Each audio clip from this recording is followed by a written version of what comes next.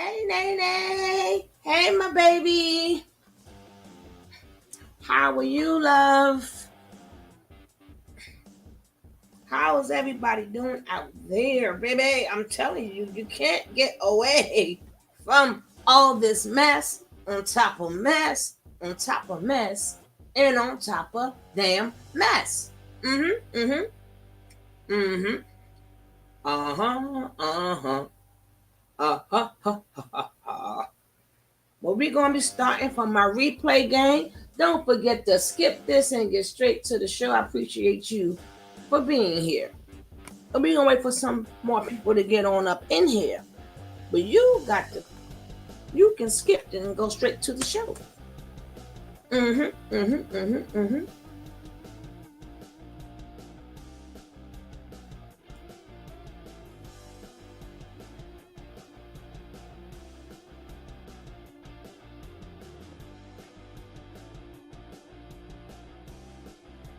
And it's so funny because, hey, the word, how are you doing, my brother? It's so crazy because it's like it's old to us older folks. This news is old, but it's new to y'all, right? So we get to see all this be lived over again, but we know all this already, right? We know all this already. But baby, we got a show. We got a show for you. The word your replay. What show was it I caught? How do you talk to a man? I forgot which one it was. But man, you be on the ball, my brother. You be on the ball. You be on the ball. Don't forget my sister Nene. If you ain't got the word, check my boy out. Check him out. Yo, it's so much to yo, it's so much ish. You don't know where to start. Damn.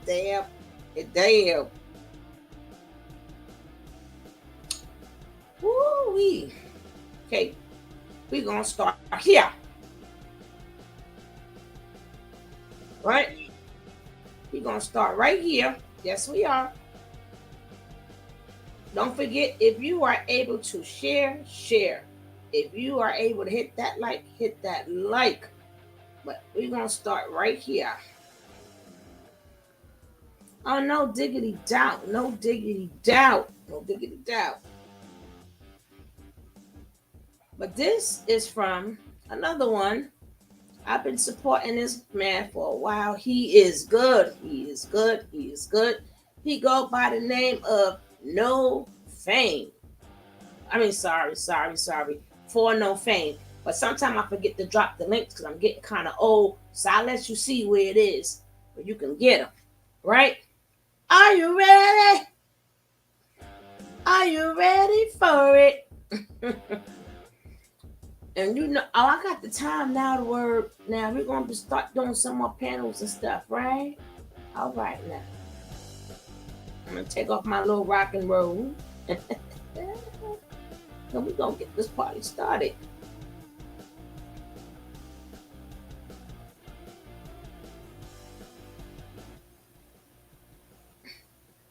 Okay, let's go.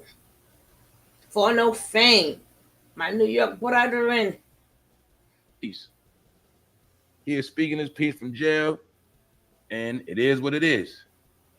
So, anyway, y'all know how Suge Knight do.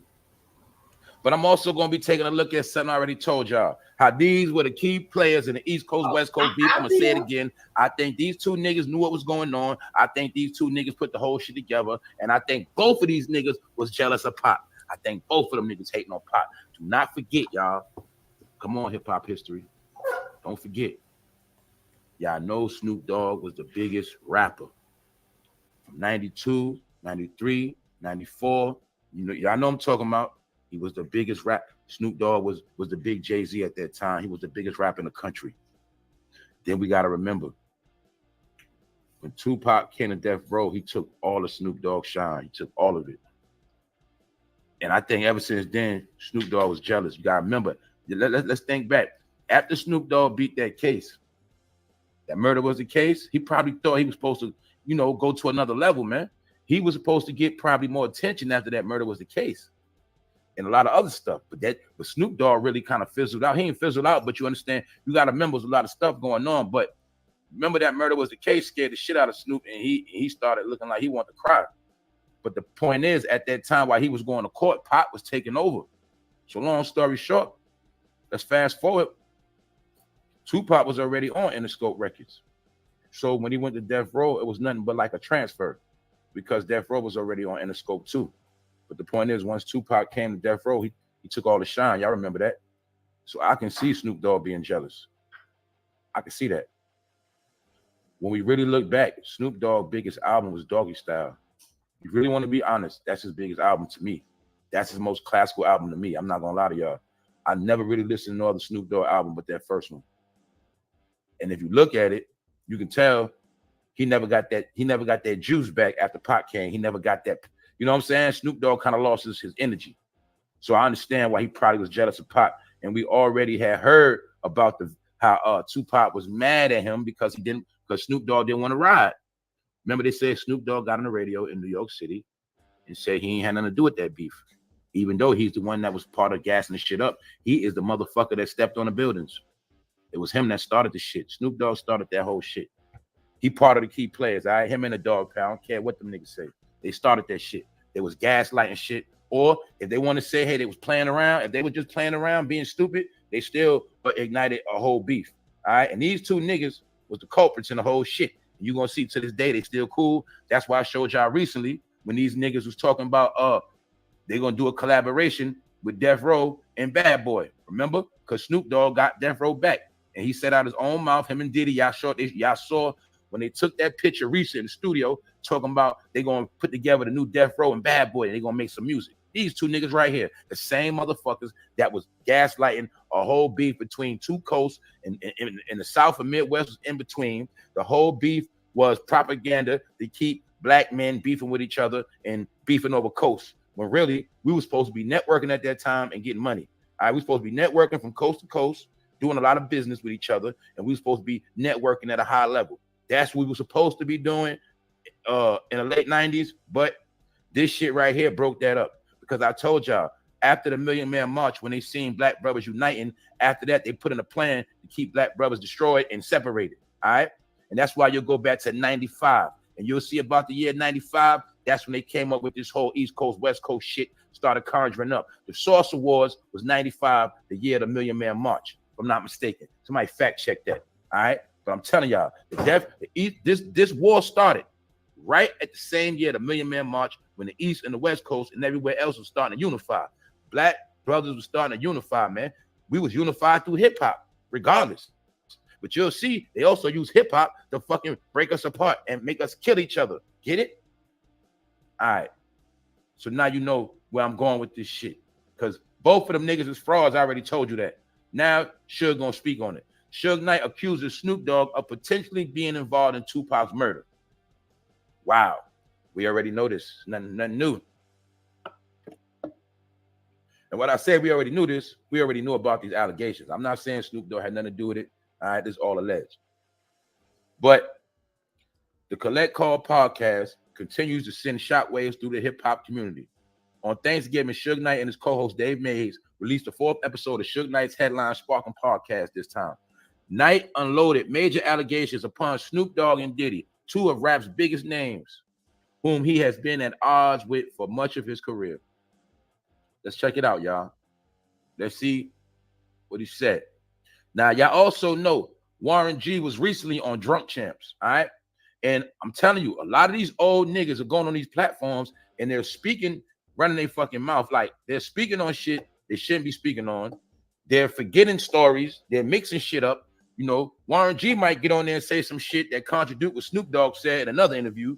And you get what I'm saying? They all contradicting each other.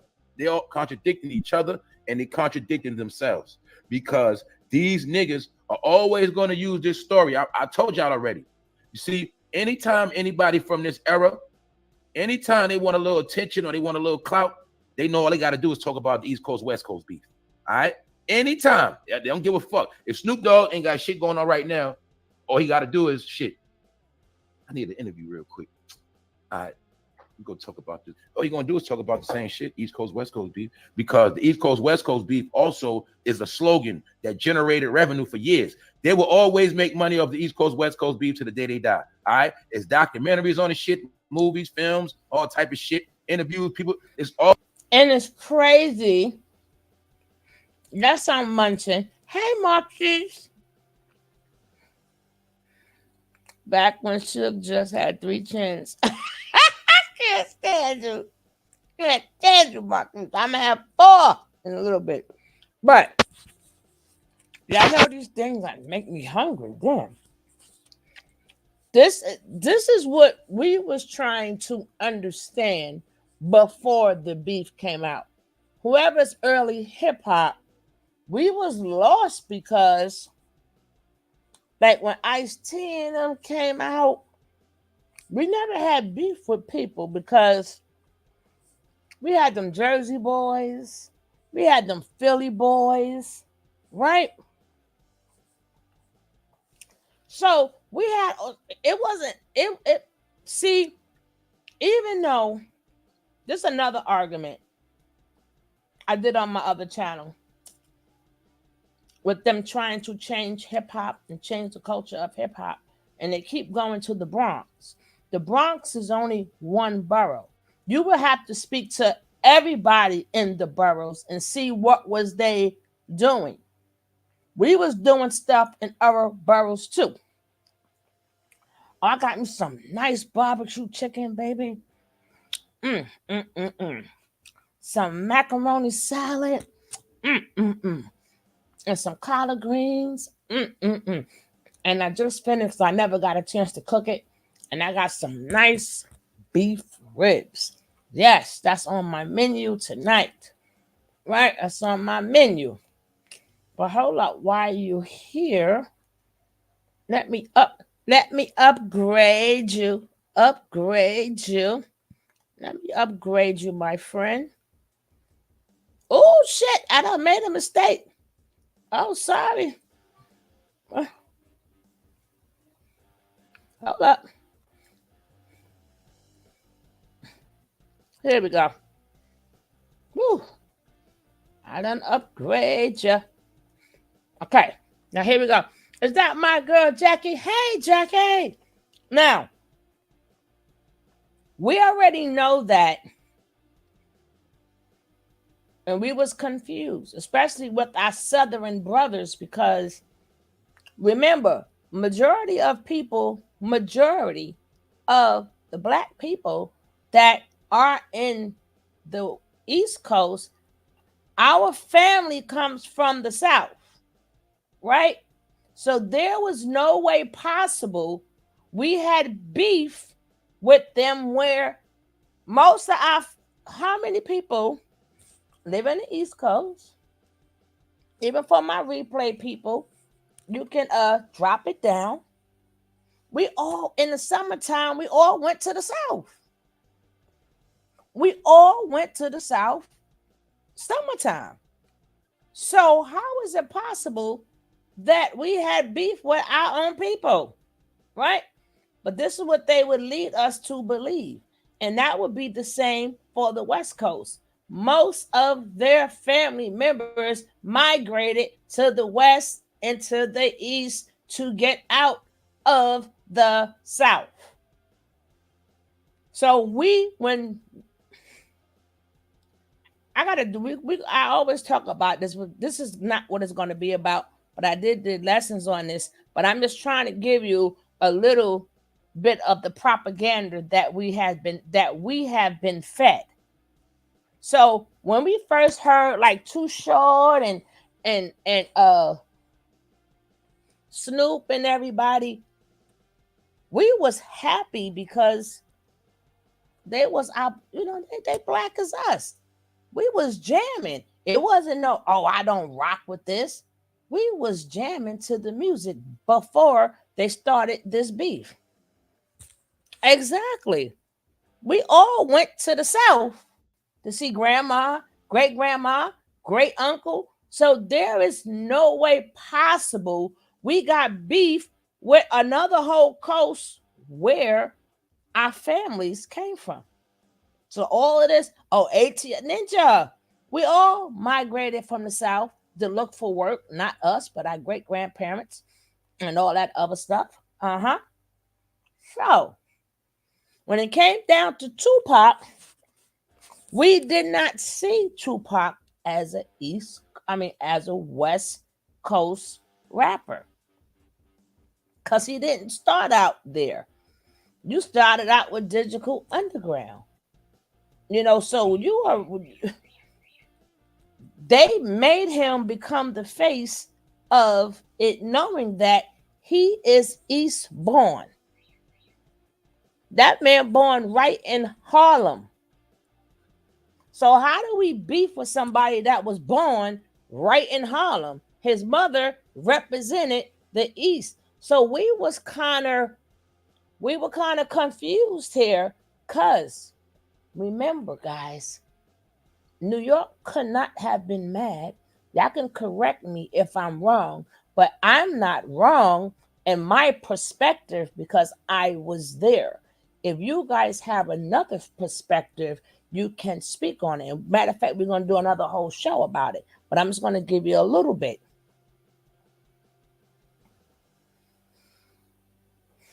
Let me see. Oh, Johnny, be good. That's that. Is that name? That's their name, boy. Hey, Johnny. When a lot of this came out, when hip hop was out, we was on that, as he was saying, that's what led me to this. We were on that black medallion, no gold. Calvin Klein, no friend of mine, don't want nobody name on my behind. So we wasn't selling like the jewelry. We was all about getting the knowledge. And people forgot there was a lot of knowledge in early hip hop. They spoke upon what was really going on, because what was going on, hip hop was the first black media. Hip hop made you, when they dropped certain jewels, made you look for them books and read them books. They had bought the 5% Nation up in there. They was dropping jewels. So there is no way we was about a black man, and then the next minute we got East Coast, West Coast beef.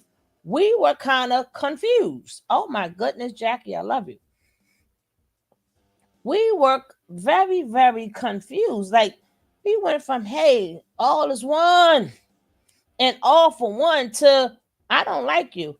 And it's sad that Tupac, being an East Coast person, got caught up off that. It's sad. But Tupac had a different situation. Hey, Shaggy, what's up, Pokemon? But Tupac had a different destination than all of them. His destination was about the people. Because remember, regardless of how much West Coast you made him, he was made in the West Coast, in the East Coast. You know what I'm saying? Regardless of how West Coast you made him, he was made on the East Coast. So his train of thinking was like the East Coast, if you know what I mean. Of course, he was pushing the black power. That's what we were doing on every corner. You had some of everybody on each corner pushing knowledge, and from his mama. So they tried to take that out of him by having him singing these gangster songs, but his mind was still on the East Coast. And that's what a lot of you people forget. That's why he was able to talk the way he was talking, because that what was going on in the East Coast. You got the 5%ers on one corner, Muslims on one corner, the Hebrew Israelites on one corner, the church on one corner. Every corner had nothing but information. If you pick which one you want to pick, right? So that's why I said we was like, what the hell? Hold up. But nobody didn't realize that Tupac mindset was not East Coast. Tupac mindset was West Coast because that's where he got his knowledge and his lessons from because they wasn't doing that in the East in the West Coast yet. But it doesn't take away that we saw them as, hey, you the same color as us. We was happy. It was like, oh shit. When I do it, man, I was happy as hell. Never, just too clever. So we didn't need to prove, which coast is better. We didn't care. All we cared was our music was being circulated. And I'm gonna get back to what he had to say. But I just had to say, bam, bam, bam. I already know my Nene Baby is familiar with For No Fame and whoever else, but definitely check my man out. And I have another guy. His name is DJ Church.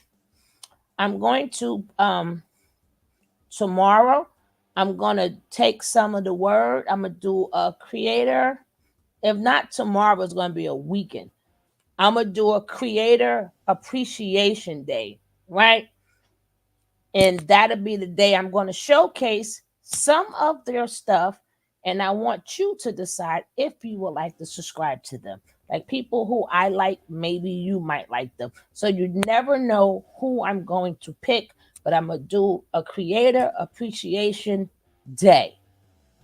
Cause that's how I grew. That's how I grew. Right? We appreciated each other. I didn't have to go through all of this. I did one page. This page I had at this point you needed 1,000 subscribers, and you needed about and 4,000 hours. I completed that less than 4 weeks.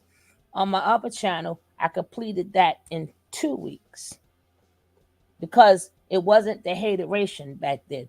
We really grind. I mean, I grind. So that doesn't mean we stop grinding. You still help each other, you know? So we're going to help each other, get each other's numbers up. I'll stay with my love train, whatever the word do, but we're going to definitely appreciate you.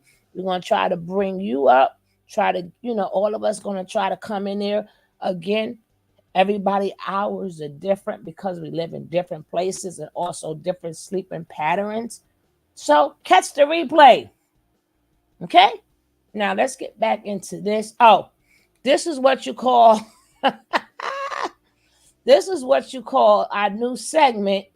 It's called the church announcements, right? This is called the church announcement. We got a new segment, but we call the church announcements, damn it. Now let's go. Always going to be a topic to the day you die. You're going to always hear about that fucking stupid ass topic. It also was a program in Black history because this whole scenario of Death Row and Bad Boy was an operation controlled by the industry, controlled by the government. All right. And the whole program was to kill niggas to kill each other at a higher level. We wasn't killing each other fast enough. All right. It wasn't working. We wasn't killing each other fast enough. So they needed to speed it up. All right. And they told us to our face that all you bad boys going to be on death row. And they goddamn didn't lie. All right. I got homies from back in the day when this shit was going on. They on death row, right? I ain't gonna say they on death row, but they got life. All right. Death row, life, same shit. All right. Fucking with them bad boys, you gonna be on death row. All right. Or dead. And that's what happened. That shit was a program. Also, don't forget that whole East Coast, West Coast shit was really orchestrated by Mr. Clyde Davis of Arista Records and Jimmy Iovine of Interscope. The two white men got rich the most off of this whole shit. And I peeped it, y'all. I said, you know what happened? It's my opinion. Not mine. His opinion. Diddy worked for Arista Records and Clyde Davis.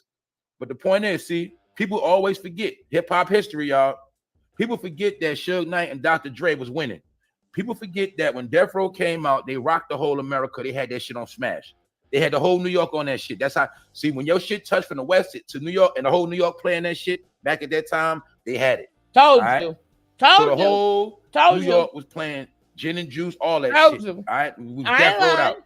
Snoop Dogged out. So don't nobody fucking lie. I told you. Period. Exactly. They had the South everywhere. That's the South, right. all of that. That's right. So I don't That's know if the right. West Coast know how much power they had on the East and in between. I know they know through them record sales, but at the end of the day, they had the shit locked with music, good music. Don't forget, they made very, very, very good music.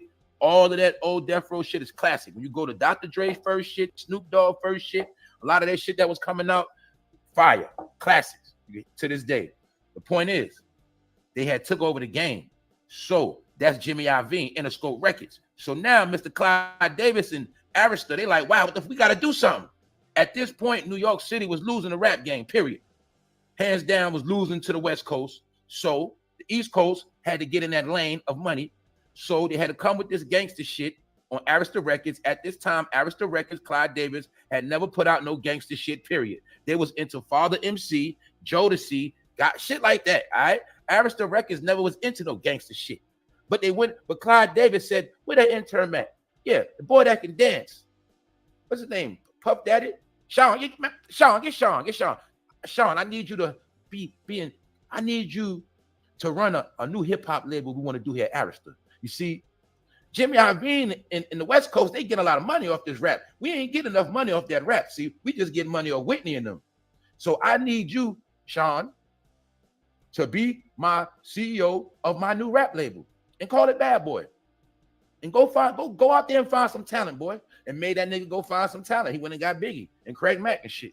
You feel me? He tried to go get two niggas he thought had low self-esteem because Diddy didn't want them niggas to shine more than him. So he purposely went and got ugly Craig Mack. No disrespect, because he got low. He was hating on Craig Mack. See, Diddy ain't want to get no nigga look better than him. He go get Craig Mack. No disrespect. He thought because he went and got Biggie, he was big, black, and fat, he wasn't gonna shine. Little did he know he was mad because Biggie wound up outshining him. I think that's why Diddy was jealous too. He was mad that a big black fat nigga from Brooklyn outshined him. You know, Harlem niggas don't like to get outshined, even though he ain't from Harlem. He's a fake Harlem nigga, but y'all know what I mean. I don't want to hear Diddy ain't from Harlem now. When before y'all let that nigga run with that shit. All right, y'all never ran his ass out of Harlem, so I don't want to hear that shit. If he wasn't from Harlem back then, y'all should have ran him out. But being that he made Harlem look good, it's okay. You're gonna notice that with rappers too. Anytime a rapper from a city, that's what they do. See, they'll know the motherfucker ain't from the city, but when they look good, make them look good, they ain't gonna say shit. But as soon as that rapper blow up or leave him alone or stop fuck with him or fall off, they're gonna say he wasn't from here anyway. She wasn't from here anyway. They always do this shit. They always say that. But when they get in that clout, you ain't gonna say that. Like with Ice Cube.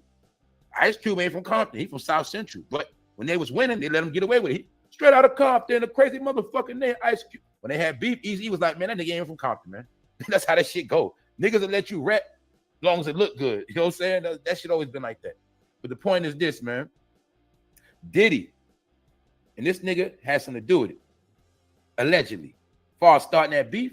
Because if we pay attention, Bad Boy, Jack, Death Row, whole swag. Yes, they did. He was infatuated with Death Row. I don't know why the fuck he was, but he was. That nigga Diddy was infatuated with them. And he also used Death Row as a template.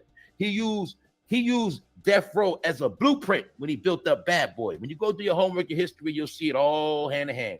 And if you know anything, you'll know Suge Knight used to bodyguard. Him and Diddy was always cool. So at the end of the day, don't let them niggas fool you neither. They always was cool. All right. And like I said, at the end of the day, Suge Knight and Diddy never put hands on each other. So in my opinion, you know what I think? Bogus.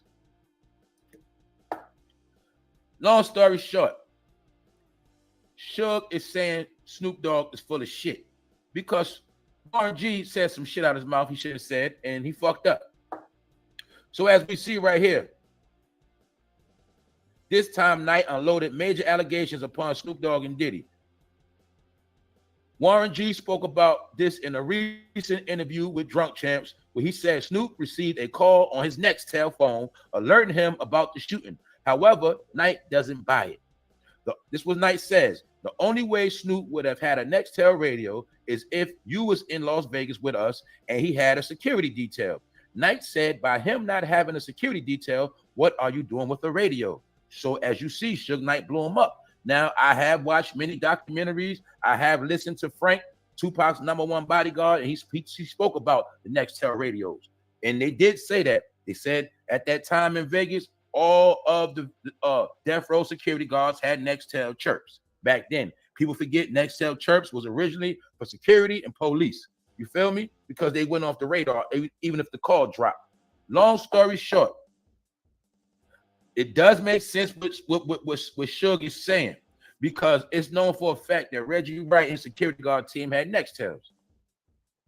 Even though I gotta say it, it was also a rumor by the brother, he rests in peace now. Damn, I think his name was Mike, something like that. One of the security guards, he said over the radio, he heard somebody say got him. That's what he said. He said he heard somebody on the radio say got him. So I heard that shit years ago. But it's a fact that they did have Nextel chirps in Vegas. That's a fact. But if Snoop Dogg saying he had a Nextel chirp, he could have been in Vegas, but he could have been in Vegas hiding out, Suge. He could have been with the program, but he was hiding out. Get it? Or he could have been, get what I'm saying? Or he could have been capping. But the whole time, Warren G, why the fuck would you make up a story? Warren G, why would you say Snoop Dogg had a Nextel radio? See, Warren G, you fucked up. Because now you done made Snoop Dogg hot. You got Snoop Dogg looking like he might have been involved with that Tupac shooting, because only certain people had that Nextel, y'all. That's it right there. That's the Nextel right there from 96 to 97. That's what they was walking around with, security guard. Y'all know years later they came out with the Boost Mobile chirp. Where you at? Nextel. That was the same shit. That was the technology they was playing with back then. You feel me? You had to have money to have one of those phones. And you had to have a real phone plan. Y'all know that. But that's the phone claim that Snoop Dogg had, all right? And all the security detail had them shits. So the key is, Snoop Dogg, is Warren G lying on you, nigga? Did you really have a phone? And was Warren G, maybe Warren G was really, maybe all you niggas was together and y'all was all listening to the radio, waiting for Pac to get killed. Maybe Snoop, maybe you and motherfucking Warren G knew what the fuck was gonna happen, nigga. So I don't put nothing past you niggas. See that? You see how Diddy thought he was Crip?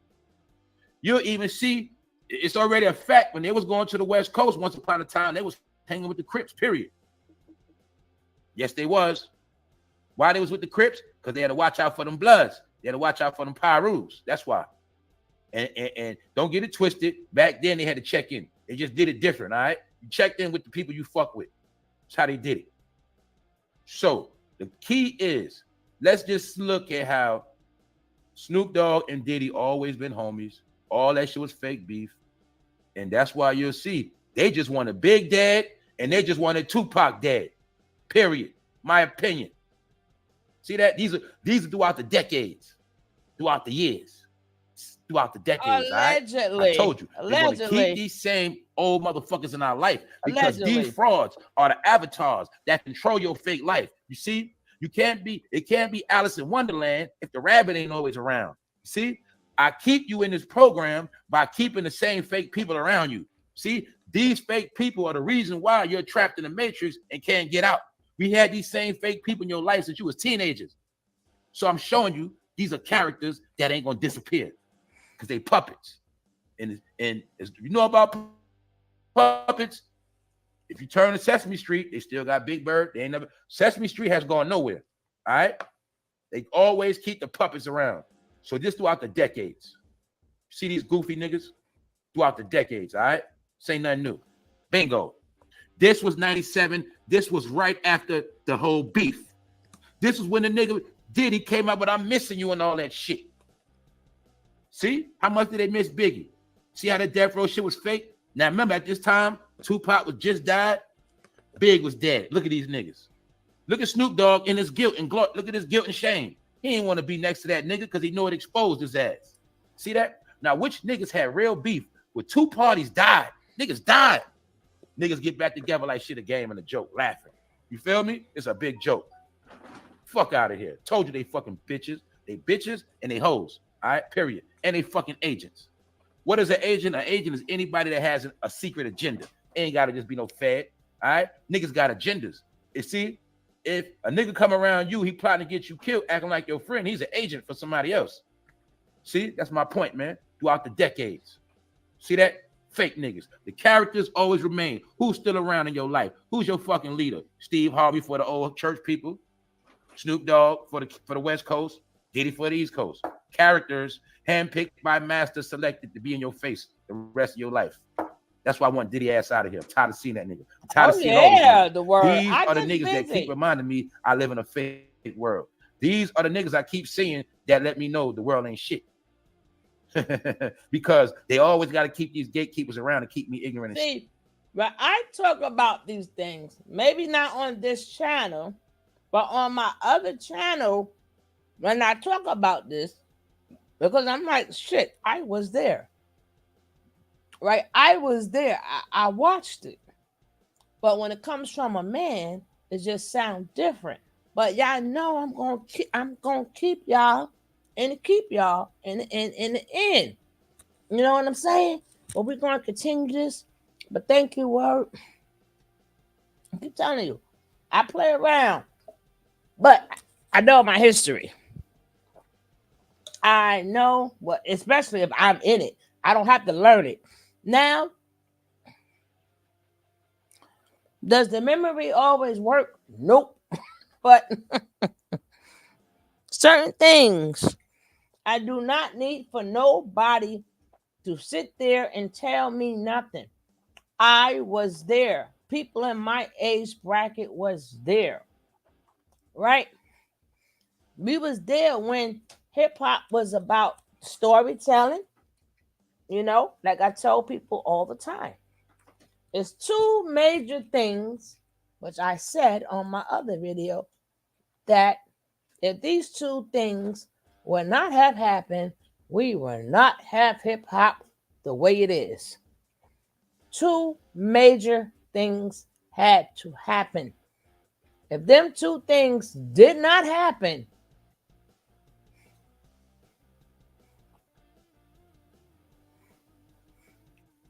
I did. I tell you, my memory suck. When did I do that? The word? See, God damn, I was saying stuff. I don't even know what I been saying. Don't hold me to it. Don't hold me to that, brother. I say stuff in the moment.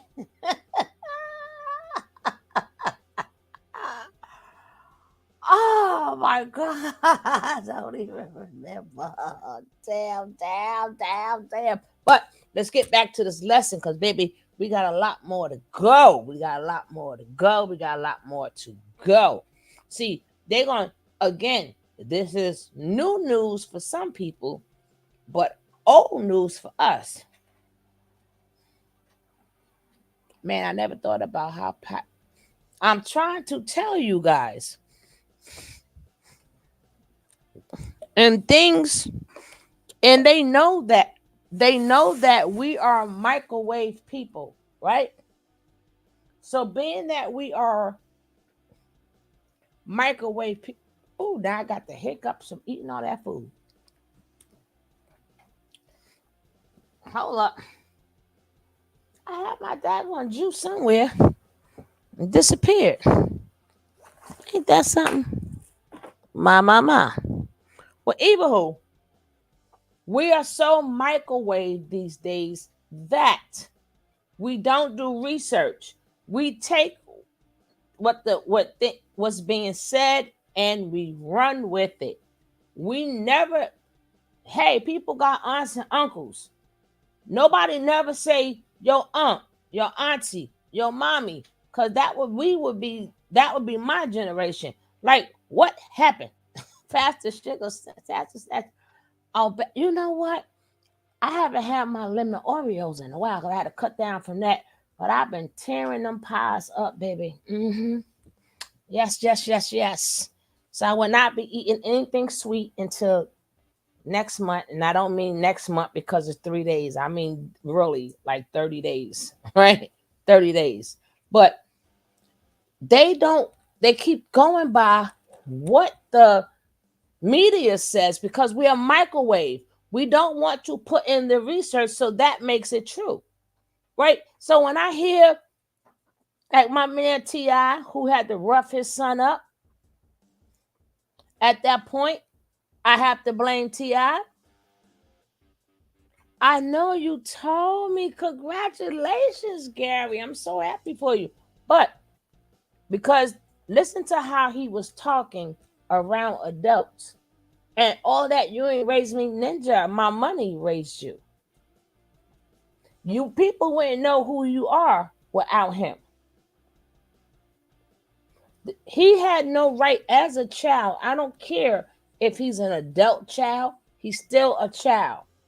Age don't mean you're not your parents' child anymore. You are still the child. You may be a grown child, maybe a grown woman, you may be a grown man, but you're still our child. And you will never speak that way. We are never friends like that. You're gonna be like, oh, and Ninja and F this. Nah, nah, nah, nah, nah. No, no. And my grandma took care of me. Who you think paid for grandma's house? You think they made all that money and did not take care of grandma to take care of you? Oh, Lordy. T.I. had to get at him. But we got a lot more to go. Let's go, let's go, let's go. Stupid. All right. Meanwhile, they all work for the white man, period. All right. So they ain't no fucking black excellence. I'm sick of seeing these niggas. Period. See the guilt on this nigga? They always been friends, y'all. Always. That shit was some bullshit. I ain't gonna say with Snoop, with Suge, but with Snoop, see that? See, Auntie? Look at that. Told you, they all gonna always stick together. The same key players always gonna be friends. I told you they all in the same brotherhood. Mm-hmm. They all are connected by phone calls. All right, they gonna stay together. That's why you ain't gonna see none of them say nothing about Diddy. Now you know goddamn well if anybody else was accused of sexual assault, Snoop Dogg would be the first nigga on the gram talking shit. But now y'all gonna see the truth that what Diddy been running all of them niggas. All of them niggas are scared, and all of them niggas are scared they might be next. So that's why I told you, man, the end of hip hop, man. I'm the one to put the nail in the coffin. In response, like Nice said, the only way Snoop you would have had a Nextel radio is if you was at the fight with us and had a security detail. By him not having a security detail, what are you doing with a radio? Why would you have a play-by-play on the radio, fool? If you not in Vegas, why do you have a radio? Because the security had the radio that was supposed to be watching Pop. And somebody said over the radio, they heard somebody say, got him. As confirmation. Hey, Snoop, was you waiting to hear got him? Was you waiting to hear that slogan, that code word? Either way, you niggas be telling on yourself.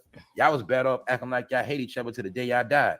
Motherfucker, Michael Jordan and Isaiah Thomas still got beef, motherfucker.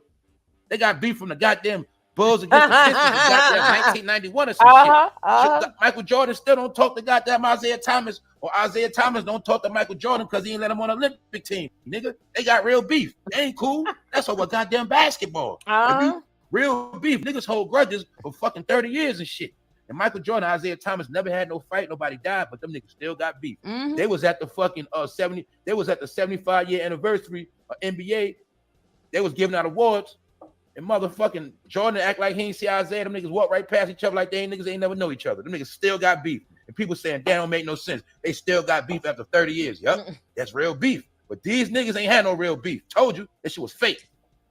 Fake ass niggas. Man, I spit on this goddamn computer screen. Ooh. I don't like them niggas. You know why? Ooh. They fucked a lot of people's life up, bro. Ooh. They destroyed a lot of brothers, man. Brothers thought they was real. When you a teenager, you a fucking kid, you thought them niggas was real, man. It ain't the fact you thought they was real. It's just the fact like, damn, man. At least get the fuck out of our face. We know y'all fake now. Just go, man. Y'all fucking granddaddies. And y'all still perpetuate the image of a black man being a fucking idiot, a coon, and a fucking hip-hopper, a dummy. All right? And plus, when any real topics come out, you grown-ass men don't say shit. That's why we don't give a fuck about y'all. At least back in the day, the celebrities used their voice to tell the truth sometime. At least Jim Brown and Muhammad Ali and them niggas spoke out sometime. You niggas don't speak out about shit. You niggas are fucking bitches. That's why I don't like y'all. All right? And fuck rap. Period. I hope anybody who love rap, when I say fuck it, I hope it hurts your heart. Oh, all right? God damn. Period, man. Fuck these niggas. So anyway, man, I'm riding with Suge on this shit, man. These niggas are frauds. They're frauds. Now, we also going to talk about Suge Knight, what he had to say about Diddy allegedly beating the shit out of Cassie. Allegedly. All right? We're going to check that out. But anyway, don't forget, man, these dudes are frauds, and they always been frauds. All right, now let's talk about this idiot. Yeah, Jack. I'm peeping all this shit, man. He just had, look, he was with Cassie in the 2010s, right? But all of that shit was just to make him look good throughout the 2010s because Bad Boy was not popping. They had no music. Same thing you're doing with Young Miami. Young Miami keeps him trending. When you look at his last couple years or two, the only thing been keeping this nigga trending is fucking Young Miami. That's it. Other than that, he only get bad news. All right? Bad fucking news. And when you're done with this, nigga, hopefully that Kim Porter shit gonna come back up. Either way, Diddy, you're fucking tarnished, nigga. I want to see your fucking face. You need to get low like Russell Simmons. We tired of seeing you niggas, all right?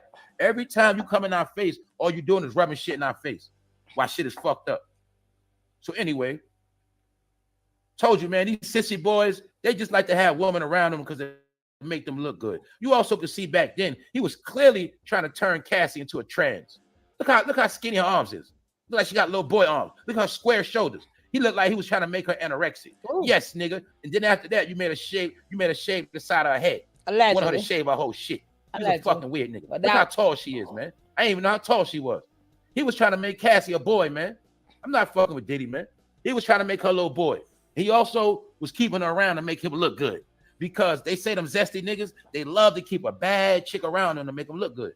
But then behind the scenes, they do zesty shit. That's what they say, man. If you notice, every last one of them got a bad chick but was accused of allegations. Russell Simmons had Kamora Lee. This nigga was doing yoga with his ass in the air. Oh. See that? And you niggas still was talking about hip-hop. Fuck all that.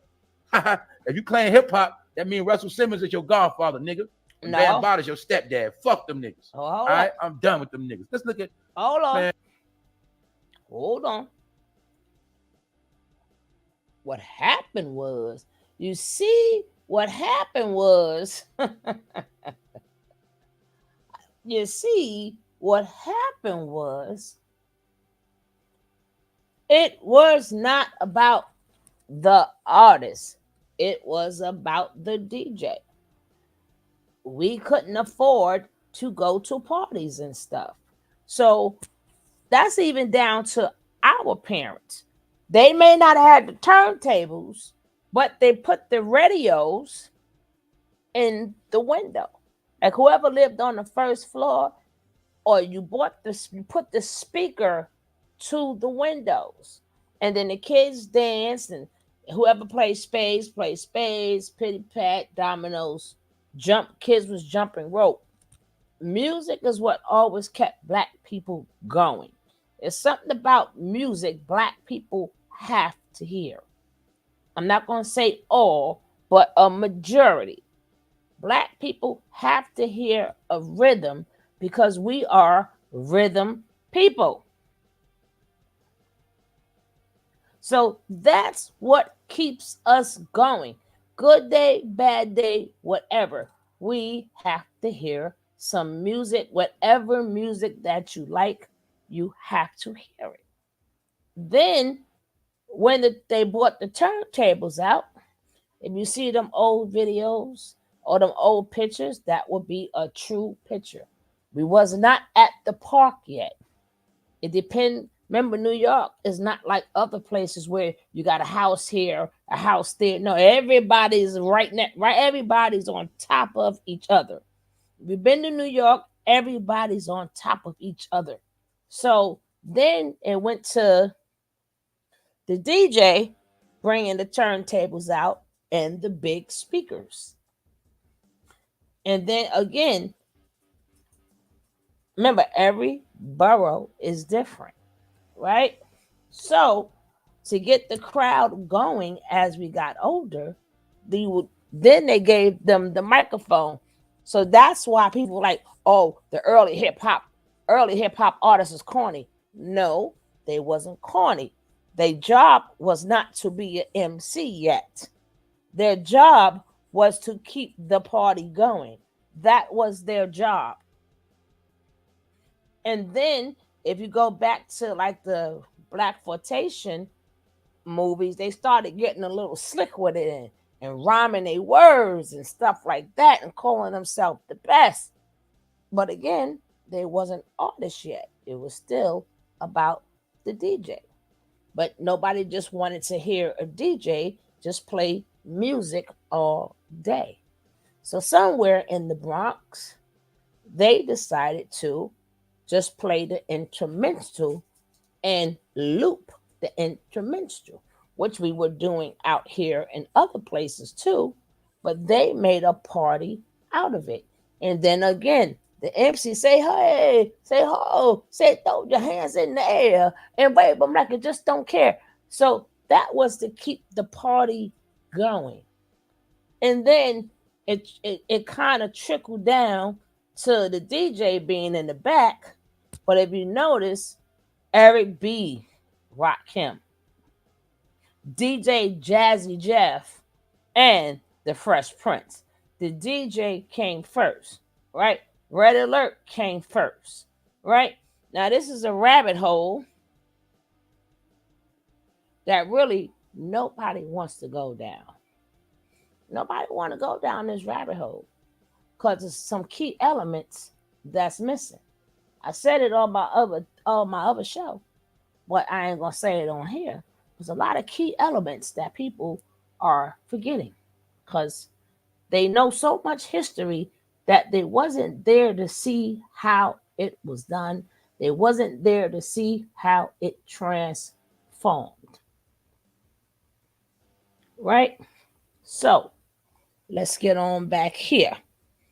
So we're not going to say Bambada. Bambada just made a song. We been was partying.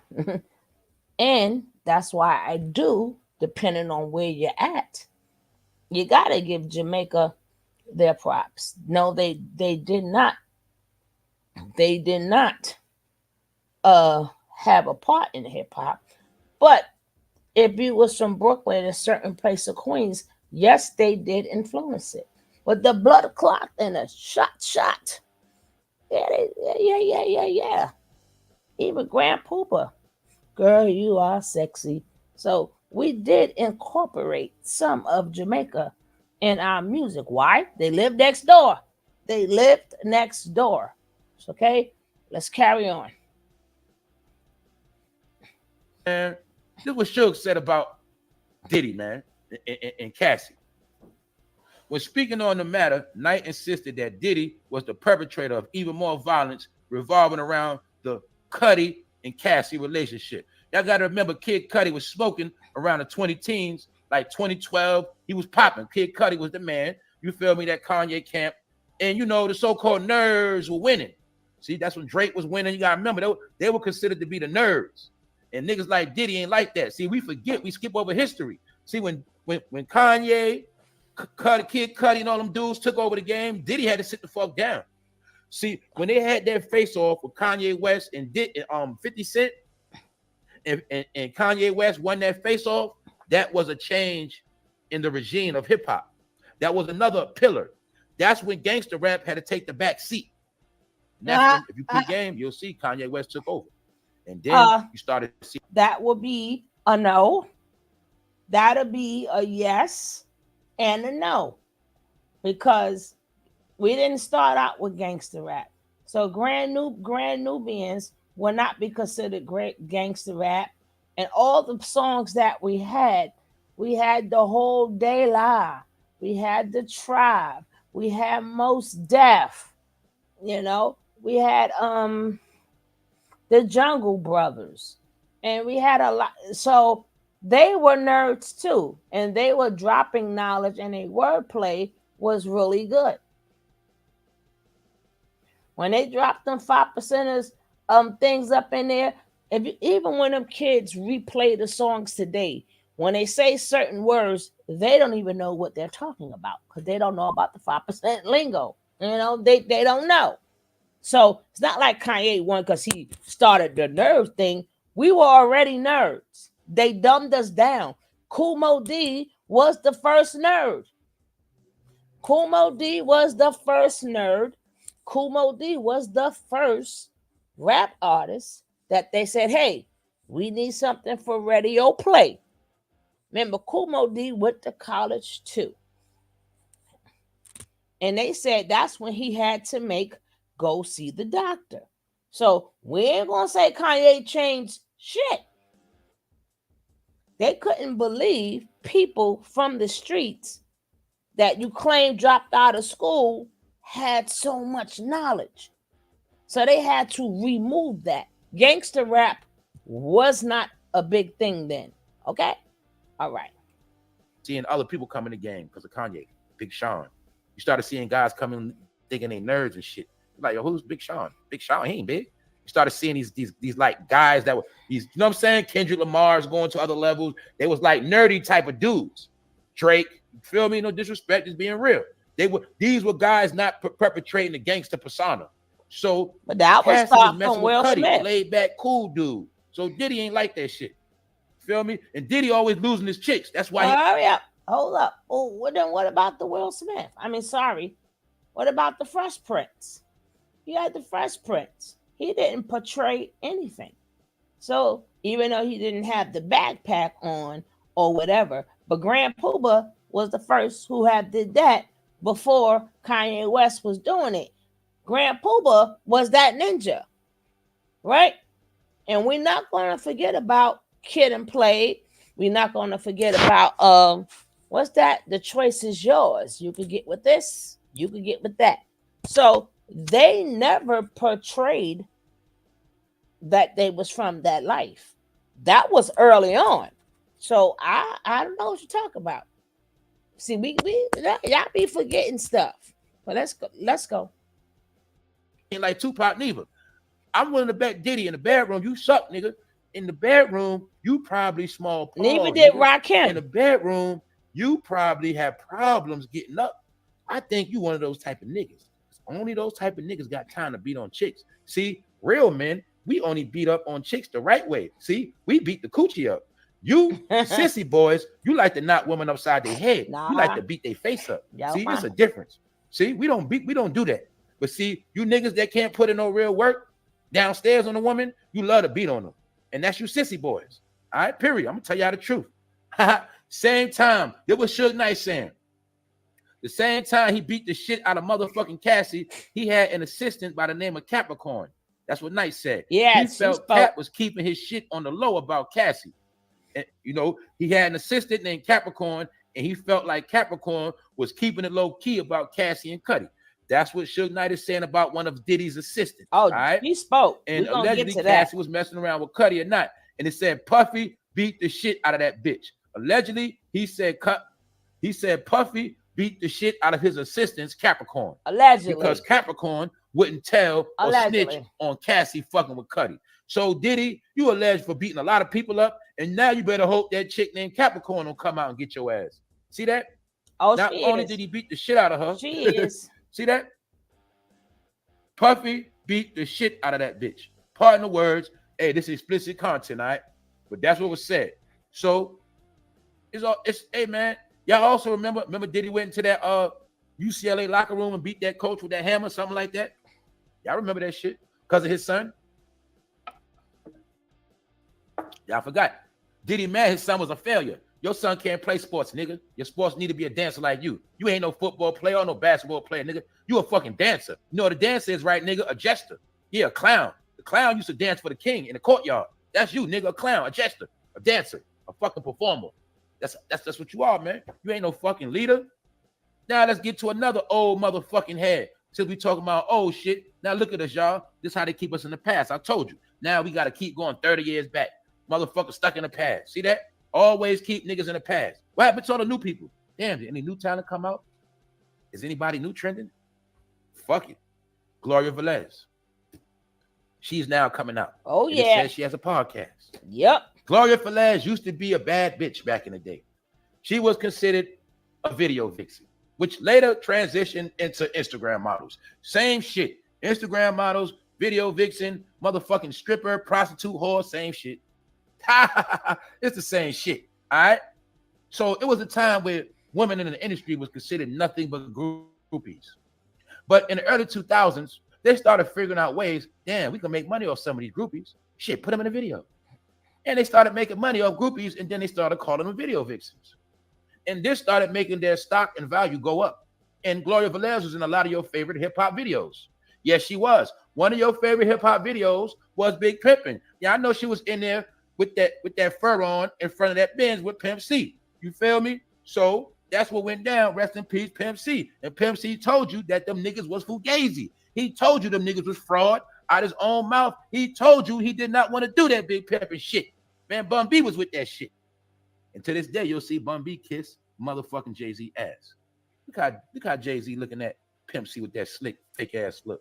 That's that fake ass hating look. Fake ass nigga.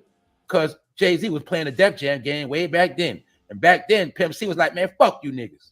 I ain't with none of that funny, fruity shit y'all niggas be on in New York, man. He wasn't with that shit. But anyway, Gloria Velez, man. Because the Big Pimpin' video is her biggest video. Like, you know what I mean? Y'all know what Dan was on the boat dancing, all that shit. Yeah, that's her biggest shit. If I'm not mistaken, she also was messing with Joe Button once upon a time, I think. If I'm not mistaken. That's his baby mama. Joe Button allegedly beat on her too, I think. I don't want to be wrong, it's alleged. But anyway. That's Aaron Hall, baby mama. Model Gloria Velez calls out Uncle Luke. Said Uncle Luke allegedly was grooming her at 16 years old, y'all. And y'all know on this channel, we spoke about that a lot. I went into that on more than one occasion about back in the day. A lot of niggas used to come to our fucking schools trying to take our girl. So to that nigga that took my chick when I was motherfucking the R&B singer Aaron Hall. Now remember, on Friday we dropped a video about Diddy with that old lawsuit.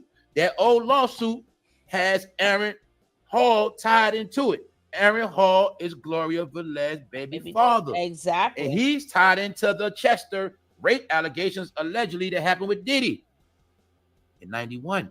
Something like that. So now you see the connection. Her baby father is tied in with Diddy. And his ass in trouble right now too.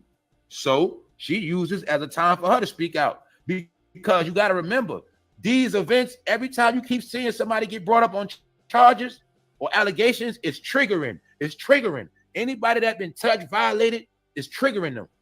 You know, you got women that let that shit go 20 years ago, 10 years, 5, they let it go. They try to get over it. But this shit keep triggering them.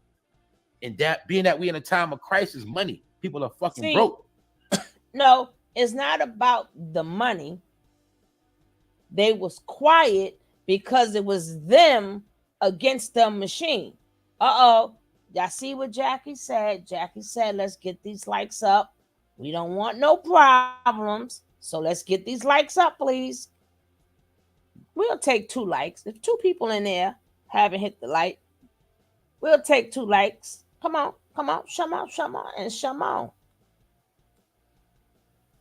But again, why a lot of these women did not speak up? Because it was their word against the machine. If you have a lot of women that is on the regular streets who have regular pimps and so much stuff happened to them and they were scared and they never spoke up because they was feared that, you know, they didn't know the pimp can't travel everywhere. They can go places. They ain't had nowhere to go. So a lot of women got abused and couldn't say nothing on whatever level. And they ain't got no money to take them to court. They don't have evidence. Like these women have evidence. These women can show parties, name people. They can't do that. And that will also go for the men who have gotten abused. So why they're coming out? Because it's their time. Don't forget, if you go the other way, you are abusing men too. Hey, Maderi, you are abusing. Men have gotten abused too. It's their time to speak out. Because now they are protected.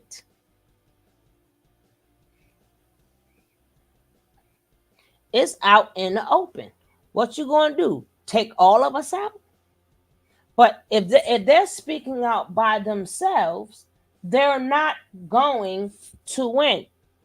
You'll be considered as another groupie who wanted to be in the video and they didn't want to let you in the video and you were mad and then everything you say go out the window.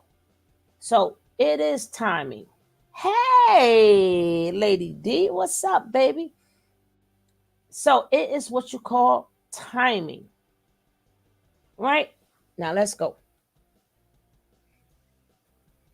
But far as Gloria, Gloria, you had a whole baby by this man, and he been taking care of that child and stuff. I don't know. So if you might have been in a situation where you got violated, a lot of these women are stepping up, saying, "Yo, I'm gonna get my money. Fuck that nigga." And that's what they're doing. Some of them. But don't forget, did y'all forget one of Aaron Hall's #1 songs? Because I ain't gonna lie, when the movie came out, when I was young, I used to fuck with that song. Don't be afraid. Y'all know that song. Lady. Why? It was on the Juice soundtrack. Mm-hmm. Juice, one of my favorite movies back in the day. Don't be afraid. But one thing I found out later about that song, as I got older and I started breaking down shit, that song was about rape, y'all. Babe. That song, Don't Be Afraid, is about that nigga raping a chick. And don't forget, Aaron Hall was R. Kelly first.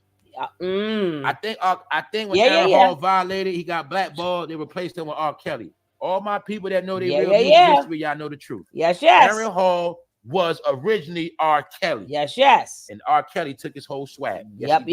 Yes, that was the plan. Yes, sir. That's what the industry do. Yes, when you sir. fall out in the industry, they replace you. They replaced Aaron Hall with R. Kelly. After that, Aaron Hall was never the same. Even down to the singing style. But the point is, that song "Don't Be Afraid," y'all, was about rape. Babe. That nigga said you can yell and you can hit me, but that's just making me more horny. He said all that shit in the song. Don't be learn what the fuck grooming mean. And denies working with underage people. Y'all got the right. He's saying y'all got the right one. I don't have no problem going to court. That's what Uncle Luke said. If y'all want to go to court, let's go. But also, grooming, bro, does not mean you raped her. Grooming could also mean you are prepping her. Yes, that's what grooming means. Grooming means prepping. Uh-huh. Let me tell you how grooming was done back in the day. Because see, we know all the truth now. That's why I keep talking about we in Revelation. No more secrets. No more family secrets. No more concealing shit. We're going to reveal every fucking thing. Because we at the end of this shit. And black people are becoming history. So now we have to reveal all of the things of our history. Grooming was shit like the man would treat the daughter better than the son. And let the daughter get away with a lot of shit. And then treat the son like a motherfucking treat him wicked. Or let's say it's two daughters. Stepdad treat one daughter better than the other stepdaughters. Yep. Beat the other stepdaughters, put them on punishment, but it's that one daughter he let do everything. Yep. That one stepdaughter. Give her money, buy candy. That's right. You don't do nothing to her. Don't touch her. I'll come sit on my lap. It's grooming. Yep. Grooming. Why? Come to find out that stepdad was a goddamn Chester. That's right. And he was grooming and showing favoritism to that one child. So the shit hit the fan, that one child won't snitch on his ass. Grooming. The same thing old niggas used to do with young chicks back in the day, having riding around with them. Yep. See, when that nigga had you riding around with him in that car, he was grooming you. And the next thing you know, he got you pregnant. You probably were holding the nigga drugs. He had you doing a whole lot of shit. Nigga told you go get welfare. We gonna get this crib, all this bullshit. That's grooming. And back in the day, that's what niggas did. All right? Even to this day, it's still being done. So there's a lot of grooming being done back then, nigga. So I don't want to hear that shit you don't know. You was better off saying something else. Well, we spoke upon his part yesterday. Check out yesterday's show. Let's go. Velez made the claims against Uncle Luke, both on her Instagram page, on Twitter, and in a series of posts. She claimed that her grooming happened in '94 when she was still in high school at the Major Reese Stoneman Douglas High School, the same high school, incidentally, that was the site of the 2018 Parkland shooting. That's what she said. After Velez's initial comments were shared on site on Instagram, the Me So Horny rapper, Luke, y'all forgot that was his hit song, Claim to Fame? His claim to fame was Me So Horny. See that? The black man is always horny. The black man can't keep his meat in his pants. That's always the narrative of the black man. He's always horny. It go back to slavery. He was always horny. That's why you always made him have babies. He loved you a long time. The white man also made the black man have sex with his own family members and all that shit and impregnate him. Me so horny. He loved you a long time. That's what all that shit mean, y'all. No. Luke, don't get down like that, baby. That's what Luke said. Keep your convention on your baby daddy before you get a defamation lawsuit. So he told Gloria Velez, don't keep playing with my name. I'm gonna sue your ass. You need to talk about your baby daddy and his allegations, not me. That's what Luke's saying. But this shit ain't going away. So a lot of y'all better watch out. Gloria Velez been around. She had with Slim Thug. She been around. But like I said, man, she has been, man. It is where I ain't dissing her. I'm just telling the truth. Oh shit. Now let's get into this fake ass shit. Ain't nothing to talk about today, y'all. All right. Matter of fact, let me see who in here, man. Shit. What's up, y'all, man? We here. It's Money Day. Money Day Monday. What's up, CB? What's up to the new people? Shout out to the people in the bushes. In my opinion, he was singing about raping chicks. Yes, he was. Games. Did you know in media games you can do a lot of warfare tactics? Block. Like, I'm not just talking about block. You can block people shine, all that shit. You can cover up people shine. You see? Now, remember, guys, I skipped past a lot of this video. If you would like to see the full video, go and check out For No Fame. Right? Go check out For No Fame. We gotta keep this party started. Slim Duck A-Star. Yeah, but he's the first one that said, see, y'all men, not all. Talk about lower level men. Because y'all are the same, of course you agree, oh, that's a money grab. Oh, that's a this grab. And why they didn't been say nothing? Why your grandmama didn't say nothing? You ever ask grandma about her real life? You ever asked your mother about her real life? You ever asked your auntie about her real life? Why you didn't find out certain things happened to your parents and your grandparents? You didn't know stuff happened till they was gone. They were gone. And then that's when, oh, Carter, shut up. That's when the family finally told the truth.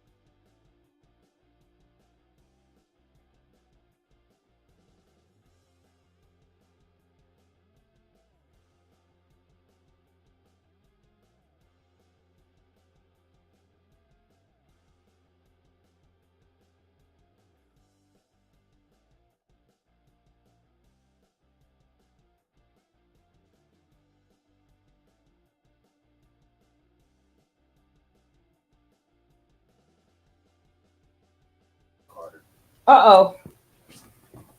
Okay, what y'all got to say? Yeah. One day, we're gonna do some shows over there too. The word, we're gonna keep this going. We're gonna do some shows, right? And then, yeah, I had to go on mute because y'all know Carter be acting a fool when it ain't for me, it's for somebody else. But that was not this time. He's a good boy, good boy, good boy. Not for me, but he good boy. But I didn't mean come over here, Carter. Yes, Carter is the dog. Carter is my dog who don't know. But and then even down to your uncles. You never said, hey, what happened to you? Why you never asked them why they didn't tell you? Y'all don't think mama was crazy for a reason? Or grandma was out of whack for a reason? Grandma didn't show mom love for a reason? I gotta show y'all this show if I can find it. But the girl grew up, right? The girl grew up. And you know what they told? They slipped and told her when they was talking about the father. The father, her father was really her father and her grandfather. They're the same person. Her mama daddy became her daddy too. So we wonder why some of these women, they screws or are not together. All we see is, oh, we're not loved. But again, you cannot say that if you choose to believe in the Bible, if you choose to believe in the book, if you don't know nothing else, if you don't listen to have understanding, remember, it's wisdom, knowledge, understanding. So if you can talk a good one, but if you're not trying to understand what the next person is saying, all the rest of that go out the window. That is the purpose of if you a person of wisdom.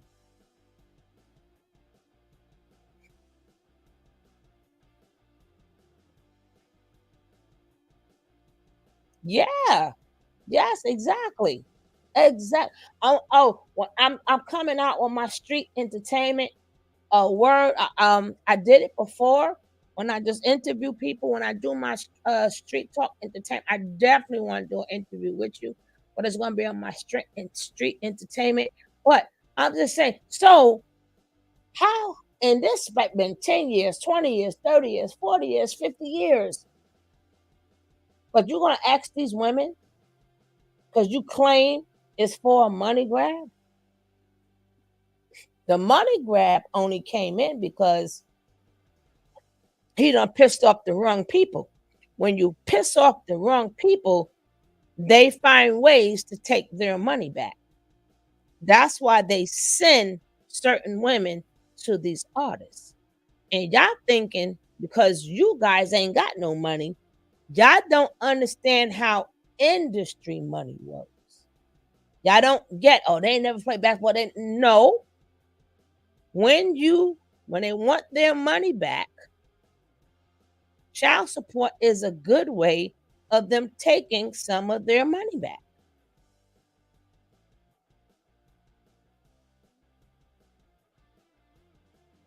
They call the tax man. That is a way of them taking their money back. Remember, you may think that the money belongs to them, but in reality, it belongs to the people that's ahead of them. That's why they cannot buy whatever they want to buy. That's why most of their stuff has to be bought on that black card that keeps a tally of what they're spending their money on. And the money that they get, they got to give right back to them. You have to buy them expensive clothes that go right back to them. Oh, we wearing the best clothes. Damn it. Material is material. You're paying for the name that they want you to buy. So they make sure that you're going to continue to circulate your dollars with them. You're going to get the hottest car. That's because you're circulating your dollars right back to them. You'll get the fancy clothes, circulating the money right back to them. The jewelry, circulating the money right back to them. Y'all don't seem to get it. Y'all thinking these people are billionaires and they got commercial. No, they cannot do what they want to do with their money. They cannot circulate their money back in their community. They want their money back one way or another. So you're gonna buy this $1,000 belt. You're gonna buy this $10,000 suit and a $100,000 dress.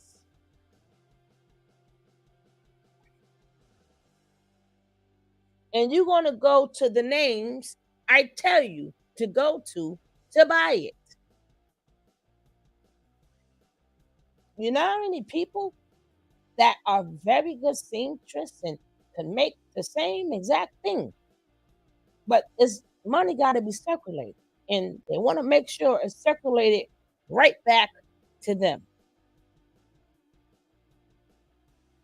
Now, woo child, I don't even know where to go next. Let's see where we're going now. And the word, don't forget to take my email down. And when Jackie drops it in the chat, please take my email down.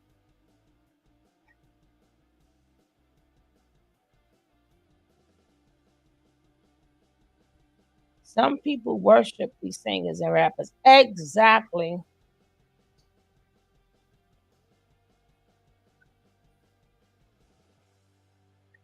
Word. Now you understand exactly. See, baby, mama been around. Mama been around now. Mm-hmm. And then it doesn't matter what my age is. I made sure I studied my forefathers, right? I made sure I studied Sam Cooke. Like, what happened? I made sure I studied Otis Redding. I'm like, what happened? Like, y'all need to go back to your own people and see what happened. Look at the age they passed away.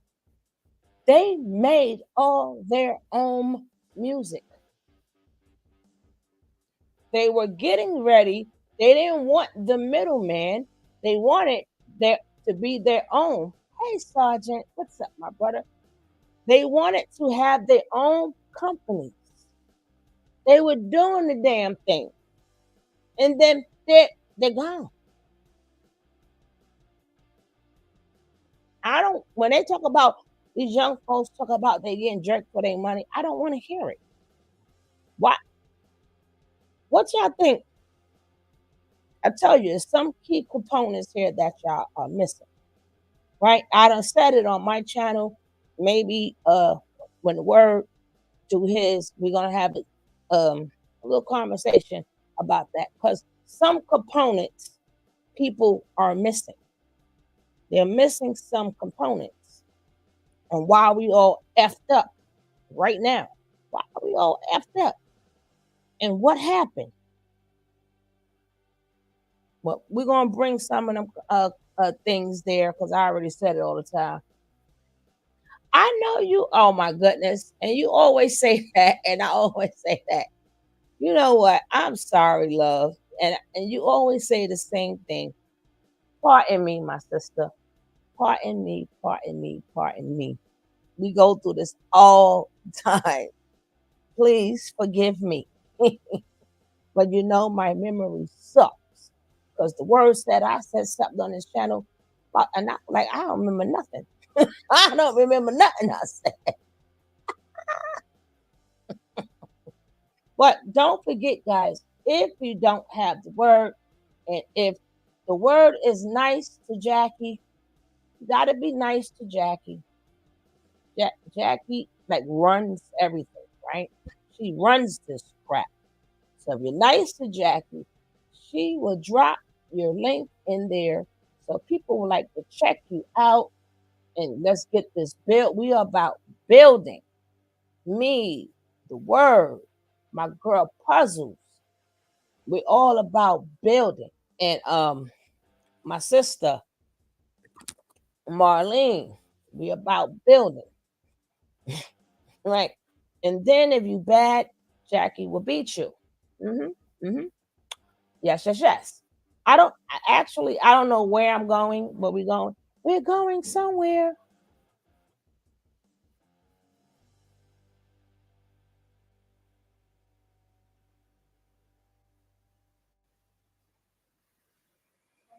This from the source. From the source. Restaurant closed in 1982. Well, guess what? The owners of Wells Restaurant eventually went on to open up another Wells restaurant, which was located right down the street. Source, can you please put up those pictures of the restaurants side by side? So, based on this information, her claims may still hold true. Okay, so let's get into what we need to talk about. As I stated before, Joe Budden is catching mad backlash because he tried to do the okie doke and skate around the whole Diddy Cassie situation. Now, when Joe originally spoke on the situation, he basically pled the fifth and said this. Do y'all think podcasters are coming into work to say that domestic violence, rape, sex trafficking, and drugging women is right on some fronts?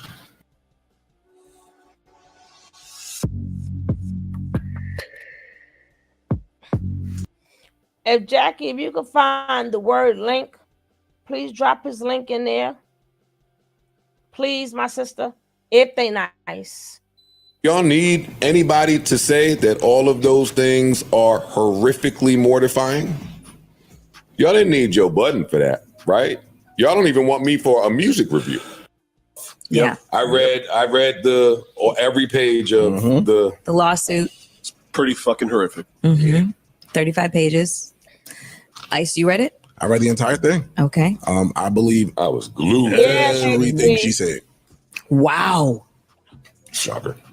It does sound believable. It does sound believable. It's too detailed. That's why. Like this isn't oh, there was no disrespect to anybody, but sometimes you hear these accusations that'll say, "Oh, there was a party in 2008 and this incident happened." This is a timeline of shit that just would not stop.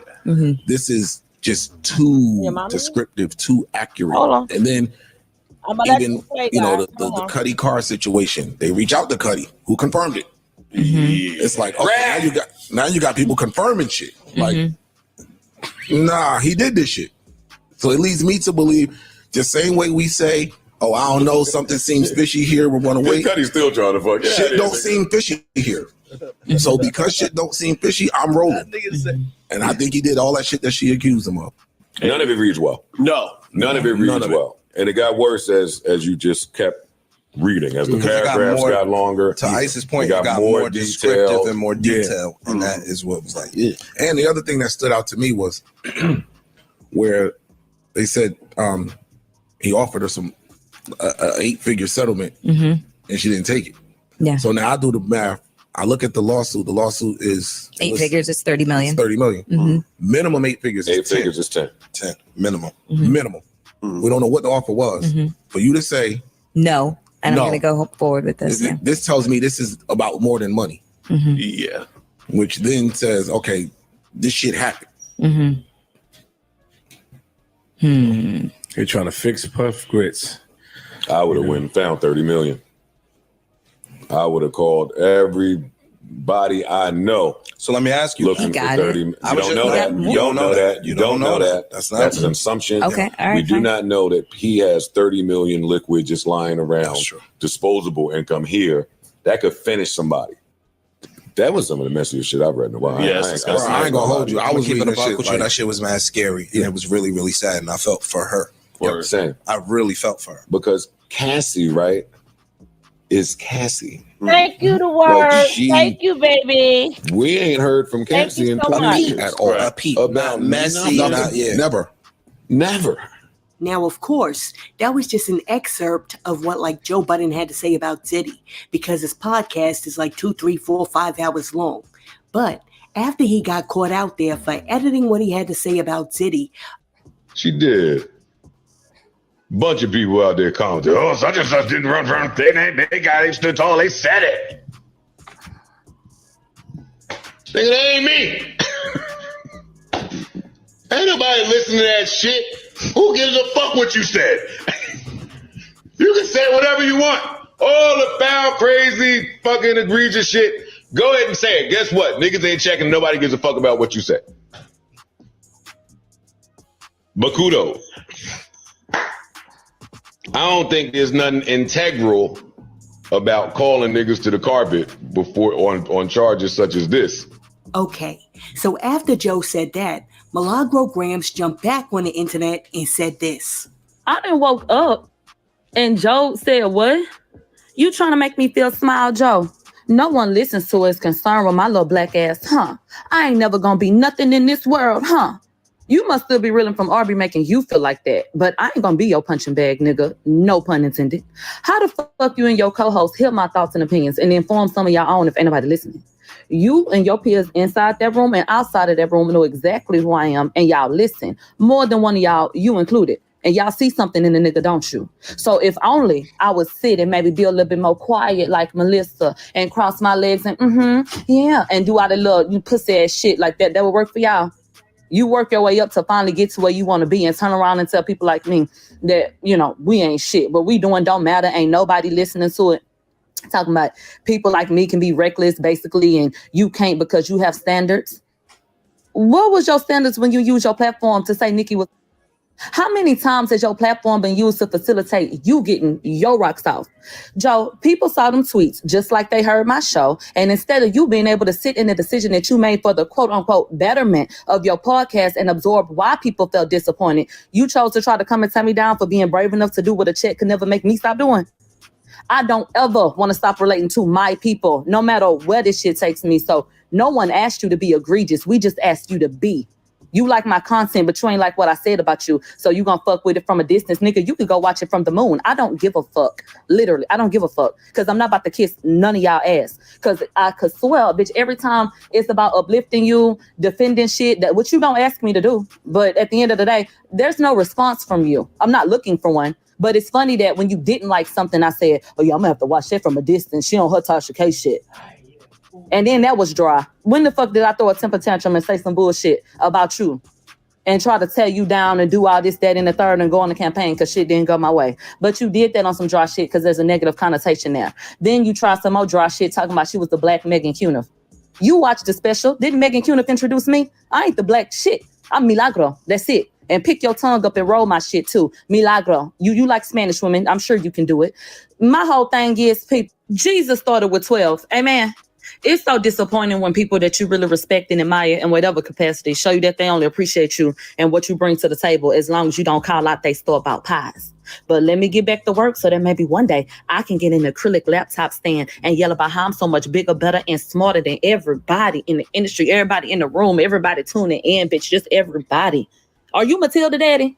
I'm big, you're small, I'm smart, you're dumb. Yeah. What the fuck ever. Y'all, we going live later to talk about some more shit, Joe.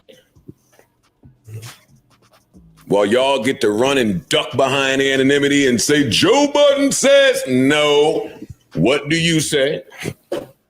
Mm-hmm. 2, what if that nigga did all that shit he's accused of? Like in the rumors. Sound like a headache. Why would I want to inherit that? What if he did some of that shit? Like the violent stuff. What headache with that? I don't understand. No. Because if he's gonna do that to Kid Cudi, you saying that? Yo, Joe, stop. Abuse. Now would be a very good time to change the channel because we about to get into some things. And also, if you haven't done so already, be sure to like and subscribe to the channel. That would open up a door for people to explore his own shady past with women. Check this out. Thicker, longer, stronger hair with this viral remedy. It only takes 30 seconds a day, and it has helped. Joe Budden, we had you on the show previously, and we talked about your whole situation with Esther Baxter and the breakup and, you know, what happened, and she cheated on you, and we heard the song and Ordinary-ish, you know, Part 3. But now she's come forward and done an interview, and she's released some pictures. One of them did make people sick because there was like a fetus in the toilet. No, it made me sick too. All right, is that a real picture? Is that really that's wait, is it really what? Is that really like her fetus? Fetus miscarried in the toilet. That's what she sent it to me as. Oh, now she's saying that you beat her, you strangled her, and you sat on her stomach and caused her to lose her baby. We actually have that for audio. a half hour.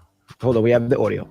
We got into an argument, and it just basically ended up choking me, so I couldn't breathe, slamming me up against the door, like in the closet doors.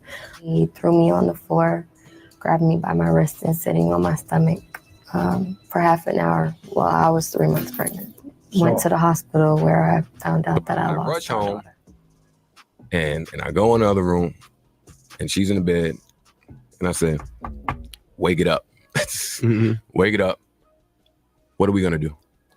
What? And she was like, what do you mean I'm asleep? Just like real sleep. Real arrogant. Arrogant. I'm like, what are we gonna do? This ain't gonna continue like this. Right. What are we gonna do? So I dragged out the bed. I definitely did. After a couple more lines of that arrogant talk. By her feet, hair, arms. No. Hold up. My feet. A little light drag. Nothing. No, Ninja. No, Ninja. I put the link in there. If anybody would like to come up. Hey, my baby. What's up, sugar? I've been keeping you in my prayers. I know you've been going through some things. I miss you, my baby. I hope you and your family is healing. We are, and of course, I'm learning to be not to let the Pisces come out at me. I've been good. 3 people came at me, and I ain't had nothing to say. But these people here, Lord, thank you, Jesus. About time.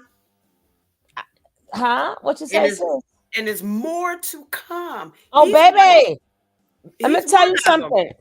I'm trying to tell y'all people, I've been talking about this a while ago, right? Yes. This is a while back when I used to do this, right? Even when Jaguar first came out, remember, before anybody was covering her, I was on it, right? But even before this, I just talk about it, just period, not on social media, like in regular conversation. Now it makes you wonder. And now, I'm telling you, I need to get paid because I tell people all the time, they see what they want to see. And while you're not paying attention, a lot of stuff go right past you, right? Right. Now, how this ninja, I had to stop on this ninja. I go knock on the door, pop, pop, pop, pop, pop. She said I'm sleeping. And that arrogant shit. See, this is what I'm saying. The disrespect. There's some disrespectful stuff. Right? And the more disrespectful you are, for some reason, the more kudos you get. That's why, baby, the best, you can't vet a narcissistic man. You can't vet them. But you better try to vet these nigglets. You better try to vet these dun-dun-duns, because these dun-dun-duns, she said I'm sleeping, and that's not what I never knew I'm somebody in the bed and you waking up out they sleep and they said I'm sleeping. I didn't know you could get arrogance out of that.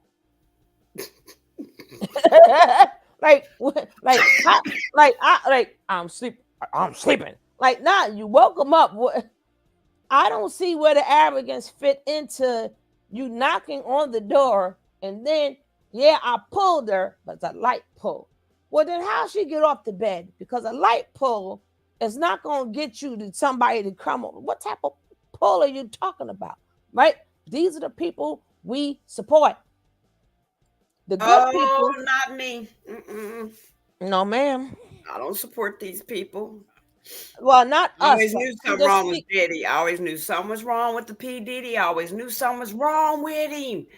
Just to look at him, you can tell something wrong with him. I don't know why nobody else noticed something was wrong. And this one, they all knew. Jody Buttons. They all knew, but you got to remember who they up under. So he's up under Clyde Davis. Right? It's like some people is up under this one. Some people hold on for a second. Levine. Hold on.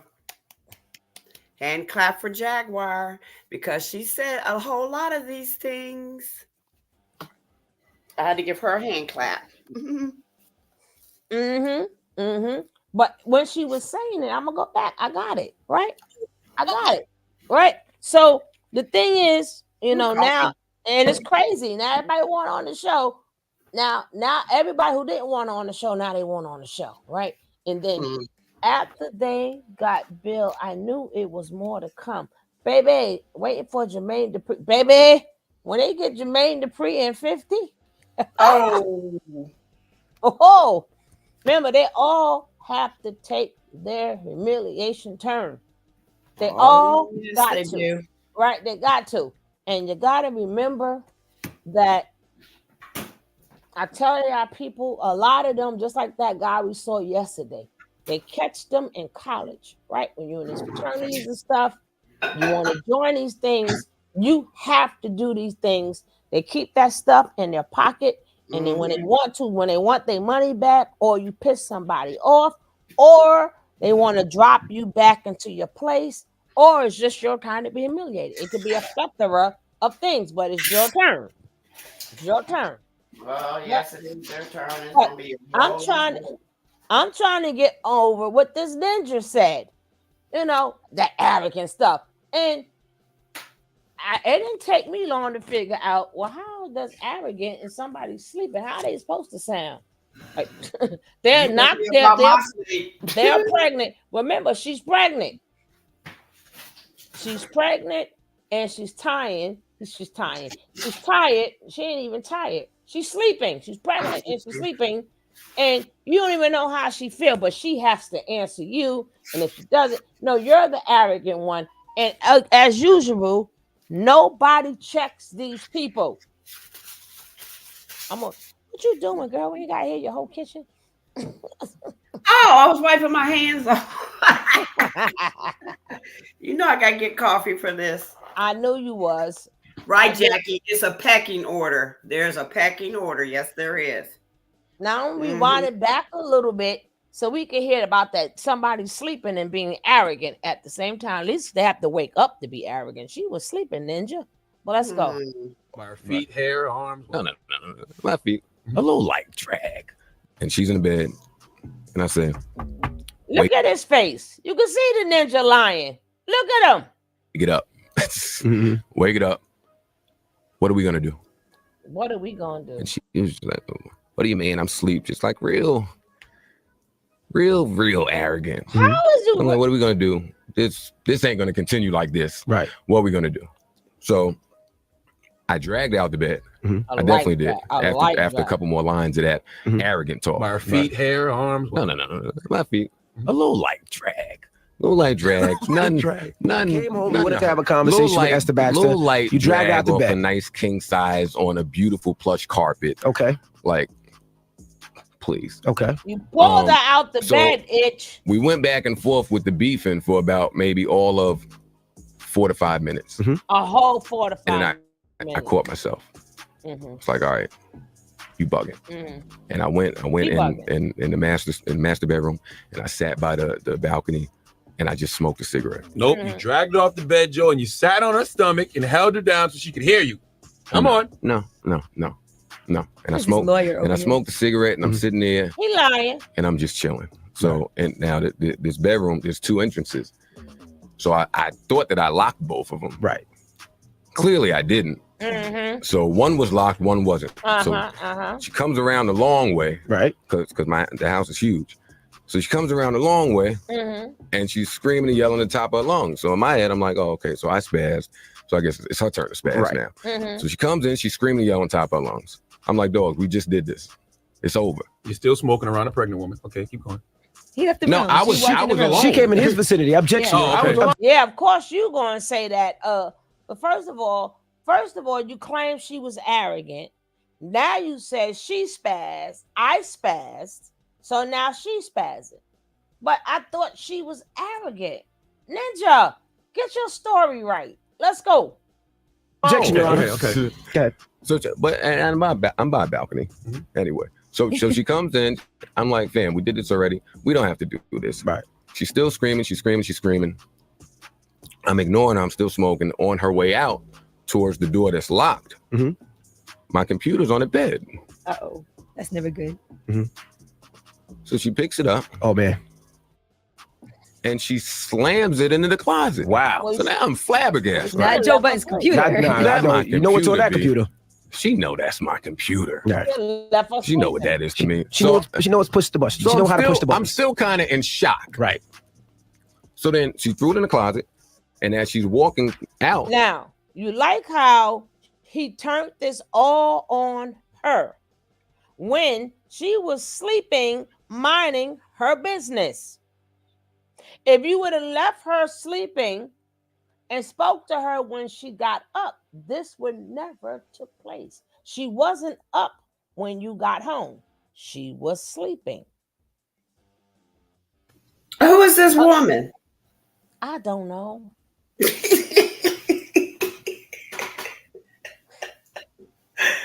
Because there's a lot of women he done had that just walk straight away. Mm-hmm. So again, she's sleeping, minding her business, and then she's arrogant. You know, that arrogant type of stuff. And she's pregnant. And all she said was, "I'm sleeping." Instead of saying, you know what, her hormones may be going, she is knocked up, even though we're going through problems, I'm going to leave her alone and talk to her when she wake up. No, you started ish with a pregnant woman, and then you spazzed on her, and then now you want to go in the room and say, well, you know what, my house is big, and I just sort of kind of forgot I had 2 doors. And so I only lock one. Anybody smart, you would lock both. Not one. He ain't smart because it's all a lie. I see the roaming eyes left, head down, left to right. Yeah, those are telltale signs of a liar. Tell it, sis. Tell it. No, girl, I know. Oh, it's time for coffee, girl. When you can tell when it's time for coffee, you start sounding too sexy. Bye, girl. Bye. Yeah, girl. It's time for coffee. You get all nice, your voice change and everything. And guess what? I already have my chicken salad sandwich. You know, I'm about sick of you. Try and yeah, girl. I thought about you when I was stirring it up, putting all the ingredients in. I said, next time I see you that talk to Sugar, I got a chicken salad sandwich. You know, I like my chicken salad. Yeah. But let's go. I had mine too, though, darling. I had a good meal. But let's go. Because you got to go through the closet to get out. Right. She picks it up again. It does it again. And she does it again. Damn. I jumped up like Thor. Right. Or Iron Man or somebody. Right. Objection, Your Honor. Watch your mouth. And I ran so fast into that closet because the closet is like the size of a room. Right. And I ran in there and I hemmed up and I said, yo, are you out of your mind? How'd you get all the bruises? Makeup. I don't know. You hear this shit? I'm telling you. So the police were called, you arrested that Listen, slow down because it gets crazier than that. And so we're in the closet and I got her pinned against the wall. Right. Like, and I asked her if she's crazy about 3 to 4 times. But she's kicking and she's punching and she's swinging. So as I got her hemmed, I got to try to like back up off her, but she's still going and her stamina is unbelievable and mine's isn't. Right. So I put her on the ground. Oh, I don't throw her on the ground. A pregnant woman. But I'm much stronger than her. All the more reason you're digging a deeper hole for yourself. No, he placed her on the ground. Exactly. He's saying that she's going crazy. At no point am I saying that I haven't done anything wrong. Okay. And at no point am I saying that. Yes, you did. But I certainly haven't done what's being said. So I put her on the ground and I do get on top of her. Do I sit on her stomach? No. What do you sit on, Joe? I would like to think that I sat on what she's got. Oh, it's my mom. No. That's no. What's the obstruction in the court? What's the word? Disruption in the court. Objection, Your Honor. Disruption in the court. Forget it, Charlamagne. Forget it, Charlamagne. So Esther's got. Yo, he told his mama to call. Yo, D. He told his mama to call and save his ass. Y'all heard that bull crap, right? He's like, mama, when we into 15 minutes and 29 seconds, call right at this moment. Because I got to think of a good lie. Stop the lie, mama. Stop it. Save my... He said, that's my mama. He done told mama call. But listen, mama, as you listening, I'm going to be live at this time, right? And listen, and if you hear me lying too much, because you know this is all alleged, I'm an allegedly big liar, call at that moment, right there. Save me. God damn it. So let's go. So Esther got huge breasts. So I'm thinking to me, I'm sitting right underneath her breast. Are they? Joe, you're not stupid. Do you know what? D. Lady D. Yes, ma'am. Am I hearing things incorrectly? And I had to stop making my coffee on that one. He said, no, I didn't sit on her stomach, but I sat on her breast. But the lady is pregnant. So obviously, if you're sitting your body on your breast, you are on her stomach. Yes, because we are connected that way. Maybe and so is he. Maybe we're not. Maybe we're not. Shag, don't forget to subscribe to the word. He got me all messed up. No, I didn't sit on her stomach, but she got them big old things. You know what I'm saying? So I thought I was Ninja. How could you sit on the breast? So you either gonna be on her neck or in her stomach. In her stomach. Yep. Or both.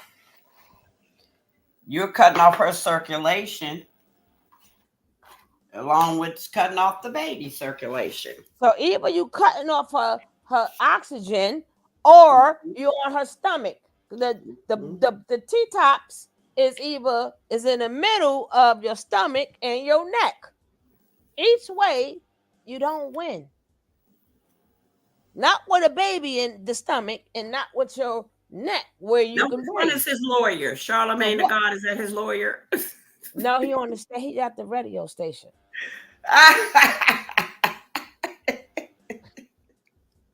Interrupt the court. Oh, you just lied. Mm-hmm. All right, let's finish this rest of this bullshit. God dang it. All we hear is all this abuse, right? And these men all they do is cheer for them. That's why I say women, you gotta separate. Sorry, you unless it's like good men. I'm not talking about my good men because ain't that many of y'all. And the ones that is good, I support you to the fullest. You will know if I think you are a good man because I'm going to support you. So never think I'm talking about you. But we gotta separate from these men. I'm sorry, we have to separate. We gotta leave these people alone. Let's go. Real breasts? No, Joe. No. Yeah, they're real. Oh, they're real. Okay. They're real. Underneath her breast. So that's where I'm at. But listen, underneath her breast is her stomach. But listen. No. No, it's not. If she's pregnant, and we just left the doctor. I know where the baby is. Number one, and number two. How you know? I'm not sitting on her, applying my 194 pounds on her stomach. So I have her arms, and all of the pressure is on my two legs. So I'm not sitting on her at all, really. But I have her on like the ground. straddling her. So I have her on the ground. We're straightening her down, right? And I'm saying to her, yo, chill, stop. And she's saying, get off me. And that's all she's saying is get off me. What else is she And I'm supposed to saying, say? I will get off you as soon as you stop. Huh? She's not responding. She's just saying, get off me. So she stops. And when does the police come? After about a minute. Oh my God. Did you just hear this, D? Yeah, I heard it a minute. No. all he heard was, get off of me. Get off of me. And you still sitting on her chest, so-called, but she said, get off of me.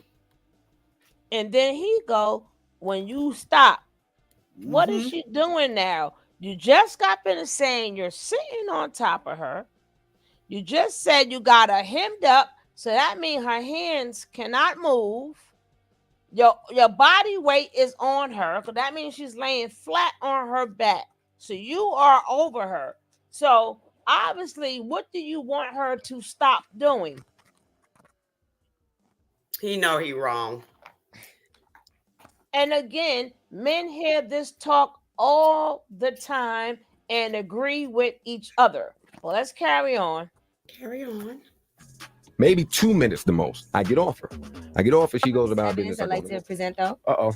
Now, Joe Button, in all fairness, this has been something that a couple of your ex-girlfriends have accused you of domestic violence in some form or fashion. Even Tahiri, as a matter of fact, when she was getting her tattoo removed, this is what she said. Hold on, pulling it up. Who's a couple? Go ahead. Today we are killing that tattoo of the white beater. And she shows her Joe tattoo. And then even Gloria Velez at one point said something about you and her getting into some type of physical altercation as well. You know what? A lot of these get away with a lot of like hitting women. Joe Button. Let me tell you something. The original Birdman. Joe is finished and done. Joe came on the Breakfast Club, and I said, Joe, did you sit on her stomach? He said, no, I sat under her breast. Well, Joe, you wouldn't know anything about being in a good relationship because you're never in one. And every girl you date Three different girls. saying that they beat him up. And then I played I didn't sit on her stomach, I sat under her breast. Now, I can't even understand for the life of me how Charlemagne the God is sitting over there on his high horse cackling about Joe Budden when he too has been accused of assault and has also admitted to drugging women on the internet. Check this out. Ariel, Myrtle Beach, South Carolina. I got this girl real drunk. Yep. And, a son of a B. That sentence sounds a little fishy. I got her drunk. And I didn't just get her drunk. I remember I went to the sex store and got Spanish Fly. Oh, so you raped her? Shut up. Spanish Fly. They sell it in the sex store. I'm telling the truth. They sell it in the Spanish store. I had to fucking. They sell knives in the store too. You could put that to a girl's throat and have sex with her. That doesn't mean it's illegal. So I put the Spanish Fly in the E&J. We drinking the E&J and shit. So in my mind, I don't know if this shit really worked, but I felt like I got horny as a motherfucker too. Right? So she was drunk as shit, and we had sex and shit, and like a lot of my boys was trying to come in the room and fuck her. I'm like, nah, chill out. I can't. I'm not doing that. I'm not gonna let you run a train on it. That's rape. Yeah. Okay. So, it's just one-on-one. It ain't rape. Yeah. So the next trains are rape. So the next morning she wakes up. And we talk about it. And she's like, "What happened?" I'm like, we had sex. She said, "Okay, well, I'm glad it was you." Then you hear this low down dirty mofo? Anytime somebody wake up, yes, and they say, "What happened?" What happened? They were drugged because they don't know what happened, and that's bait. Mm-hmm. Women. These men. Women are not going to stop because they were taught that a man's supposed to take care of them. Look how it's working out for you, women. Look how it's working. I'm not talking about a dedicated husband who treats you right. A real husband. I'm not talking about that. So don't never confuse the two. But I'm talking about these women who go after these men because, they was raised, a man supposed to take care of you, treat you right, this.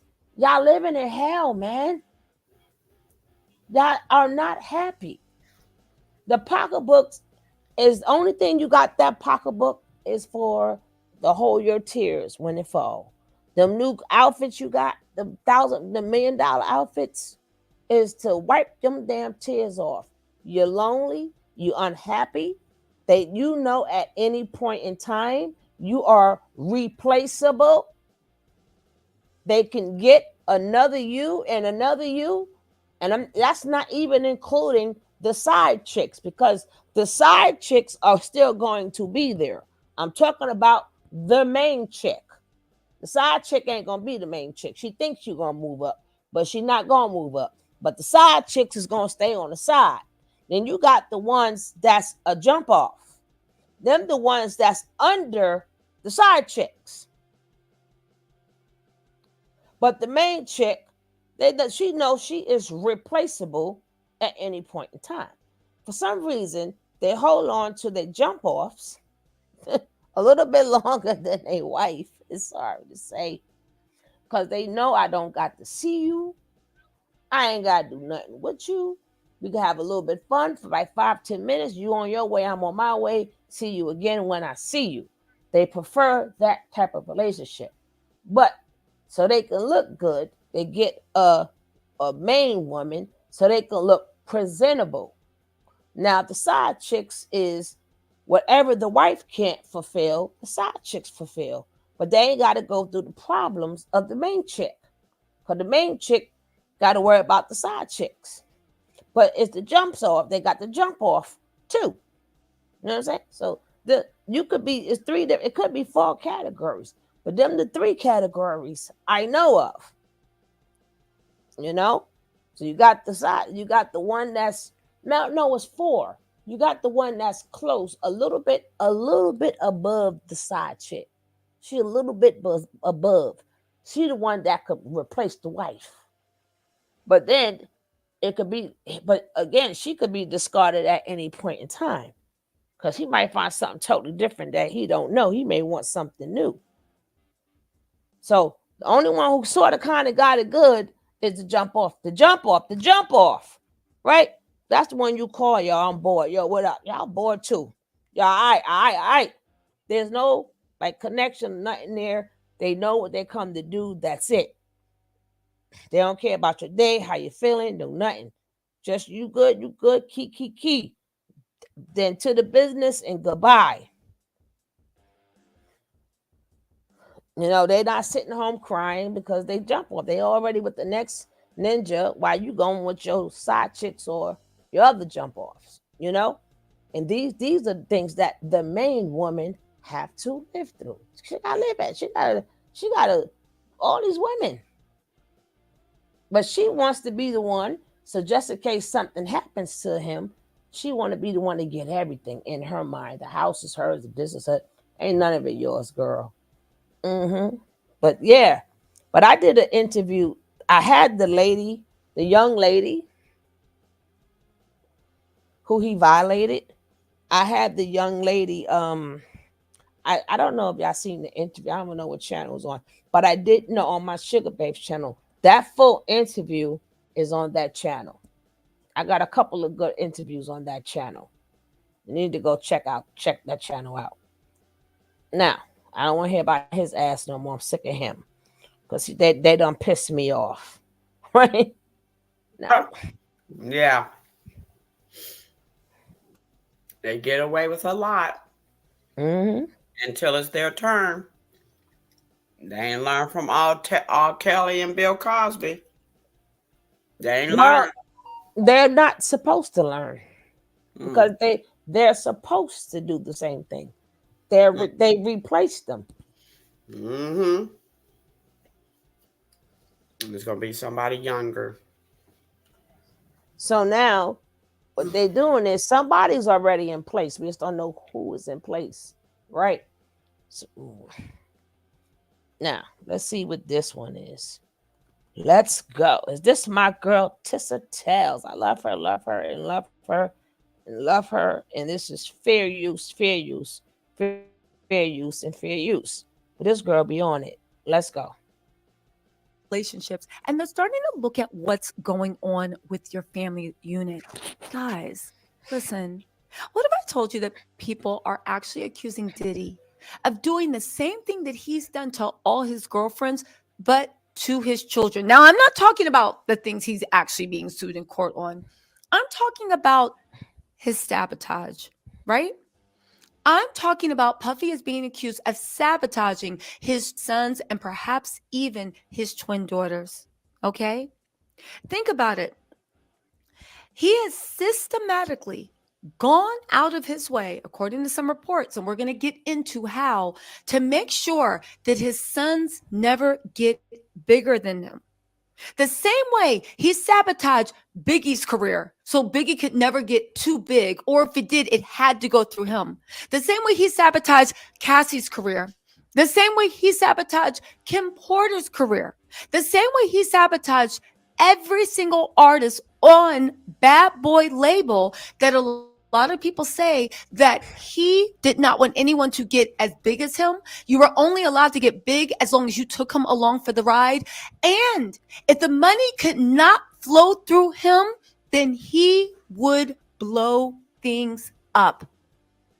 The same thing that Puffy does to his artists, he is now being accused of, and I'm going to lay the receipts out, of doing it to his own children, specifically Quincy and Justin. Right? Quincy and Justin and Christian. People are saying they must go through Diddy to make money. They must go through Diddy to make moves. And whenever they get a move outside of him, things go down. Again, some people have been accused of pimping out his own offspring, right? No one can go to outside money, and no one can become a star outside of him. Let's start with the first person. Let's look at Quincy, right? Quincy. Now, Quincy actually could have had a huge acting career. Think about it. He has the looks of the actor. He has the height of an actor. He has the swag of an actor. And no lie, he's actually a good actor. He first burst on our scenes in a big way in Empire. He wouldn't let Quincy actually be in Empire, though. Here's the thing. He banned his son Quincy from appearing on the Fox television show Empire because allegedly, again, this is all speculation and opinion, alleged, until we see those shiny handcuffs on Sean Combs, everything. Well, no, he didn't, because his other show, Quincy was in the other show, which I really liked, and I'm so mad that they cut it off, but he was doing another show. Now, I think with Quincy, this is just my belief, Quincy did not go as far as he should have went, is because of him wanting to stick around and see what's going on with his siblings. Because if you ever look at Quincy's Instagram, his TikToks or whatever, he is like the brother of the year every year. I wanted to write him, I'm like, yo, can you be my big brother? Yo, can you be my big brother? I'm like, please, I need a big brother in my life. Even I'm older than you, but I will be your little sister. And I think that responsibility was put on him. Right? Now, that also puts him in a bind because his own biological father was out. Remember, Albie Shore was the man back then. You understand what I'm saying? This was before Puffy was the man. Albie was the man. And then Albie left poor Kim and poor Quincy. Oh, Star. You could have just said that. But anyway, Lady D. She must be doing something, got some sound going on. But Eva who? I'm eating. That's why I said you got something going on. But yeah, Star, which I liked. But if you notice, what you say, sis? They canceled the show because they said it was getting too violent. That's a lie. I know. We know. That is because Luke James was doing his thing. He was singing. I really liked it, but they took it off. Eva who? It was good. I think that he went far because he got two daddies that's in the business. Two daddies. How fortunate can you be to have two daddies that's in the business? Right? So before Puffy was Puffy, Quincy was Quincy first because his daddy, Al B. His godfather is quote unquote Quincy Jones, where he gets quote unquote his name from. His name Quincy because he's named after Quincy Jones. Right? So he already was around the Puffy and the Uptown records. Right? So then Al B, the heartthrob that he is, was doing him. So then poor Quincy so then Puffy stepped in. But it ain't like his life got better. His life damn sure got better with Puff. But he was already born into it because of Albie. Albie doing him, broke Kim's heart. So they always making Kim like the target. Like, Albie, you got like 3 baby mamas. Talk about them sometime. Why you keep talking about Kim Porter? Now, at some point in time, Quincy didn't have a relationship with Al, which had nothing to do with Puffy. But at some point, I believe, if you look at any of the old pictures, when he was around his other siblings, he did not feel comfortable. But when he was around Puffy and other siblings, so I don't know how true that is about them messing up his life, because you could see he was laid back, comfortable, having fun, being a joker, just doing him. Like he used to cook his sisters, like cook them breakfast and bring it to them in bed. But have you ever seen him on stage with Albie? It was like he did not belong there. But again, with all these accusations coming up, it still puts him in a bind from doing him, because he still, with all of this going on, who's going to be there for them twins? Christian is grown now. Them twins are now there, even though he loved all of Puffy kids, because Puffy did take care of him. Puffy did raise him. So to them, all of them are his siblings. But all of them have a mama. The twins and Christian does not. So that's where I think that he decided to be there. So I don't really think that he's scared of Puffy. That's the point that I'm saying. Being that he decided to take on that role, he's not scared of Puffy. That's why he's there. Because in his mind, man, something happened to something that my mama birthed, he gonna see a whole new side of me, right? You gonna see that other Gemini come right out. He looking like his daddy so much. Out of all of them, my goodness, right? But daddy, and you know what's so crazy? What are the chances that they both look like twins, right? Like identical twins. What are the chances? And their birthdays are on the same day, and they both Geminis. What are the fucking chances? That is twin, and twin all down the way. Everywhere you look at it, it's twins. What are the chances? And then, even when Albie used to celebrate his birthday, you would have thought that it was just his birthday. And then when Quincy used to celebrate his birthday, you would have thought it was just his birthday. Back in the days, remember, at this point, Albie is the dad. He's the child.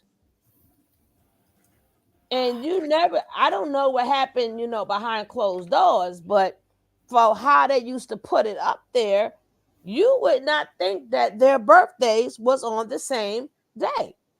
Because Albie was with his celebrity friends doing him, and then Quincy was doing him. I like Quincy in the movie Brotherly Love. I ain't seen that. Is that the one when he was the bad guy at the end? I like it when he was a star. I like when he was singing and stuff. Yeah. So, and then he still makes his music independently. He doesn't go through. So, I didn't like him in that one. Then I didn't like him. And he almost had me. And I ain't gonna say nothing because Deanna hasn't seen it. But either who. Now you wrote that out real fast. Say that again. No. When you see it, I missed that. When you watch it. But either who, I think that. Oh, excuse me. I think that he is in the worst place now, and not to mind you, it was just their mom's birthday, right? So he got to look at this man, even though he would know, because Puffy would have to tell them, and he's also in the business. Again, not learning just from Puff, but learning from his dad too. He got double education. So, people don't forget Quincy Jones. That's 3 education. Yeah, but he wasn't really under Quincy Jones that much. Because have you ever seen him nigga ever since then? So I think that was more of an I'll Be Sure thing, and I'll Be Sure decided to name his son after him.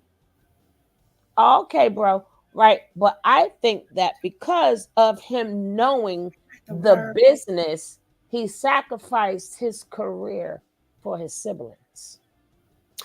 Yeah. Now he still does what he wants. He still stay busy, but he makes sure. So now they put him in a very awkward position, because now they got to keep hearing about Remember, the lady they keep talking about is his mother. Kim. So sometimes I think that instead of saying the words that they say, they should be careful because again, that is his mother, and that man has his siblings. Remember, Christian is grown now, but that man, and then he just can't go take his. He can't just go take his siblings from. I'm going to raise them. No, he got to play it the way he got to play it. He got to stay the brother to everybody. But again, people don't. Just wait. Right. Just patiently Right. wait. So I think like once they get grown and go to college or whatever, you will see a whole different Quincy. He's going to explode out of nowhere. But right now, he has to be a phone call away because again, he knows the business. He knows. Yeah, it. you do. You know, y'all bring me, get mine, got mine. So I like to and make. then that again, the look-alike of Puffy, his twin would also be his brother, Christian. So every time you see Christian, he's going to see Puffy. And again, that is his mother too. And then the twins are still young. So, it's very hard to hold things together at this point because everybody thinking about Cassie, which I am too, but I'm thinking about Summer, everybody. So you also have to remember that he has to be there because every day he got to see his siblings and hear how everybody keeps saying he unalive their mother. Even though they may know that is not true. Remember, they have inside information. They are in the business. So he did after his mama passed, he didn't stay with Puffy for no reason. They know what's going to go down. They are trained since they are young about this business. So when they get hit with these type of things, that's why you don't see them going crazy. You don't see them being mad. You don't see them being upset. You don't see a lot of stuff you would see normal people go through. The same way when they was talking about Will and Jada, you notice their kids was not going because they are trained from when they are small to handle this. But he still has to be there because at the end of the day, he is a damn good brother. And he got to make sure they good. He got to make sure you all right. You okay. Come get me. Let's go away. Now he has to keep doing things to keep their mind off of this. And we still don't know what Christian is going through because now as how she going to explain it and we're going to listen. But I just wanted to correct that. I don't think he sabotaged. That's my opinion. Remember, she's speaking on her opinion. I'm speaking on my opinion. And I'm looking at all the things Quincy have done. I don't think that he sabotaged Quincy because Quincy could have went right around him and went to his own dad. You know what I'm saying? But his own dad ain't got nothing going for him. And then his dad is saying that, oh, I think Puffy did something. Now, why would you say that? And you know for a fact your son is tied in to him and have to stay tied into him because of his siblings. You don't know what promise he made his mother. You don't know what his mother asked him to do as the eldest child, and you don't know what promises he made his mother. Why would you throw your son under the bus like that? You was better off saying nothing. All of us is doing enough talking. Albie didn't have to say nothing. It don't matter what you think. Talk about your other baby mamas. Don't you got other baby mamas? That's why y'all not together. Talk about the other one. Then I was looking at something, and then the brother was like, oh, yeah, your mother always treated us like she was ours, and I'm going to take care of you, little bro. And Quincy like, nigga, how the hell you in his mind? Nigga, how you going to take care of me? I'm going to take care of you. What are you talking about? But even who, they're trying to bond with him. He knows them, he's around them, but he's bonded with Puffy side. At the end of the day, he ain't want for nothing with Puffy. He ain't want for nothing. And you never heard where he was treated any type of way. Puffy makes sure he's in every picture. Puffy treated him like the biological son that he should be treated. Where you sure he wasn't grooming him too? At one point he said that he was cute or whatever. But if he was groomed, we would have seen it. Well, he is cute. God dang it. Yes, he is. But he looked like his daddy. He looked better than his daddy when he was younger. He looked better than his father when he was younger. God damn it. I thought I was joking. But even who? He looks a little bit like his mom, too. No, they all have their mama smile. Yeah. They all got their mama smile. When all of them smile, they have their mama smile. That's good to have. Part of them. Mm-hmm. But even who? I just believe that I'll be on the strength of his son.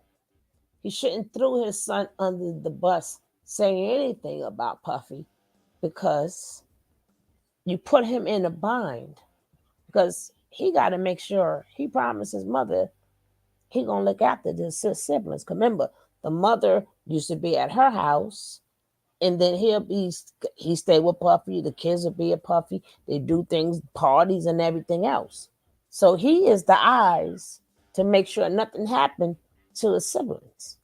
So you put him in a bad predicament because you want him now to hate this man. He can't hate this man because he got to worry about his siblings. Puffy, Albie should have just let everybody else speak.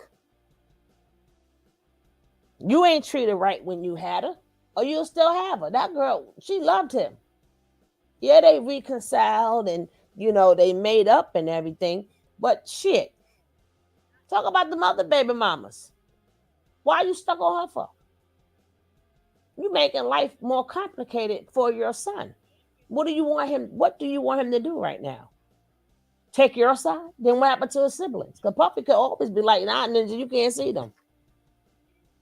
How about I move them far away where you can't get to them? Puffy have every right to do that because they're still underage. And he is their legal guardian, not him. Well, let's carry on. Smart. Exactly. But I do believe if something does happen, you're going to see he's sticking around because he knows another side to him. There's another side. Mm-hmm. And protect his to them crazy Geminis. Yeah, protect his Thing has to be alleged, right? I'm sorry, sis. What you were saying? I said to protect his siblings. Mm-hmm. He's right. Mm-hmm. Go for it. Oh, anywho. But they're saying that Puffy found out his son Quincy would have to sign over a portion of his musical rights to the Fox network. They said stars on the show are subject to similar music contracts as those on other shows like American Idol. Empire features a score curated by Timbaland and includes original songs that are sold on iTunes and Spotify. Diddy threw a fit, though, a huge fit, and called all the top brass at 20th Century Fox to get them to change the rules over musical rights. As he should. He said there was no way his son was signing over his intellectual property. So he banned him from the show. Now, at that time, people were like, oh, no, you don't understand. They were trying to take over. Puffy knows what he's doing, probably because Puffy stole his musical rights allegedly from a lot of artists. But you guys, think deeper into that. Empire, yes, has musical rights, but Empire was launching Quincy as a star. There were other agents around. There were letter offers. And for whatever reason, Diddy could not get his fingers in the honeypot. It's not the point that Quincy, people are saying, that would have lost his musical rights. And it was just a portion. It's saying that the portion that Puffy always thinks should go to him was going to Timbaland. It's just a portion. It was a stupid. Not to mind you, I gotta give Quincy his props again. Not only do he look after his biological siblings, he look after all of them. All of them. He can you be my big brother, Quincy, please, please, please, please. I need a big brother in my life. Come be my big brother. You can be my nephew. Huh? Nah, he play that. Nah, I want him as the big brother because he's very protective. Them nephews go off and do them, but he's very, very protective. He's there. He's present. He do things with them. Even Baby Love, when he was playing with Baby Love, oh my God, that was so sweet. I'm like, Quincy, you're starting to get on my fucking nerves. Now stop it. Stop being the best brother every year. Every goddamn year he went best brother the fuck award. I ain't seen a brother like him yet. I have not. I seen a lot of big brothers. I ain't seen none like Quincy yet in this media world. Well, fame didn't go to his head. No, because just like that piece of that badass king, he was with his grandma when he was young. Unlike that king who's very unappreciative, he was. But again, he was born into money because Al B. Sure was at the top of his game then. But he learned it. He learned the game. And that's why all of his music is not done. You don't see Bad Boy on his music. He's far from stupid. That's a good thing. Right. He makes sure he's independent. He makes sure he don't care if it he promotes his own stuff. And if his siblings is doing something, he promote them too. But he does his own shit. He ain't that stupid. So I don't know about her talking about Puffy getting out. You must ain't been watching Quincy move, Tessa. Watch Quincy moves. You'll see a little bit different. Let's go. Moves. People said that he was jealous and envious. And then he tried to come up and counter with a better idea. But everybody thought that wasn't going to go. Again, why would a dad do that? Why would a dad do that? When your son, people are saying look out, but you weren't looking out because if they had let Puff control those musical rights, and when I say him control, I mean like Quincy still would have gotten his payday, but the percentage that would have gone to Timberland would have gone in Puffy's pocket. You see what I'm saying? It would have been paid. It just would have been paid to Puffy instead. That's not looking out for Quincy because first of all, you are a multimillionaire going on a billionaire. Your son needs to start in acting. Oh, but there's more. The thing that shocks me the most about this is Puffy tried to save it as I'm a caring dad. I'm this, I'm that. But you stopped your son from an opportunity and it pretty much deaded his career in the water. Well, no. Until there was a Star spinoff. You remember the spinoff show, right? Puffy tried to run all up and down through that deal. If you don't remember, Lee Daniels and Puffy were in a feud around that time. He was also pulling rank to sabotage the show Empire. That's what people said. Naomi Campbell was the one that kind of bought Lee Daniels and Puffy together. Y'all, is Naomi writing a tell-all book? Because I know she's seen some things, right? She was all up in that mix too, right? That is so cute. Now, why did they broker a peace deal? Because Lee Daniels still wanted Quincy to appear on an episode of his television show Empire. So Lee Daniels backed up. He's like, okay, fine. He doesn't have to star. Can he just appear on an episode? Because I think this boy is talented. Again, this had nothing to do. Again, this is what people are saying. This had nothing to do with musical rights anymore because it was just one episode. But even with the musical rights, Puffy still had a problem.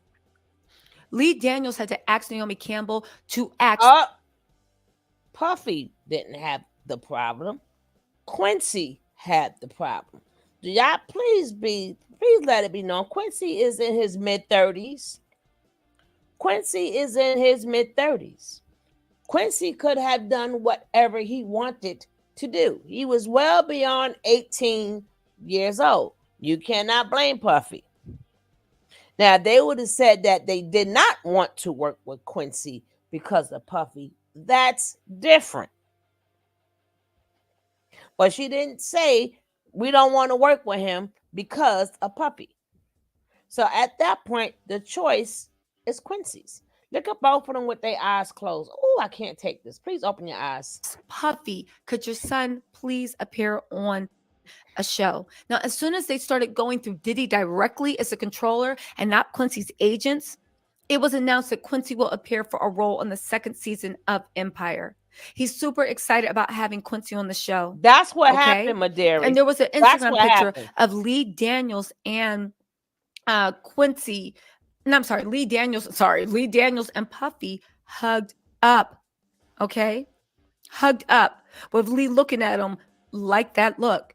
But the Star deal, people are saying that he was all, when he was like, okay, fine, we're doing a spinoff, Puffy was all up and down that deal, in and out, to the point of he was asking for terms that were so ridiculous that they just bowed out and said, you know what, we can find another aspiring actor. Now, Quincy is not out of work, but for a father that has as much money, reach, influence as Diddy, and your son is a talented actor and got everything he needs to be, and people wanted him, ask you why Quincy ain't in so much stuff. Again, he can only be in stuff that Puffy makes money from.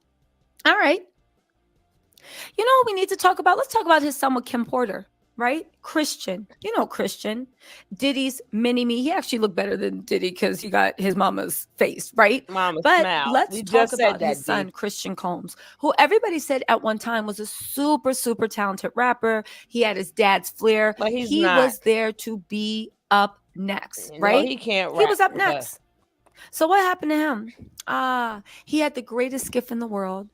He announced on Instagram, yesterday was the greatest day of my life. This is for his 18th birthday.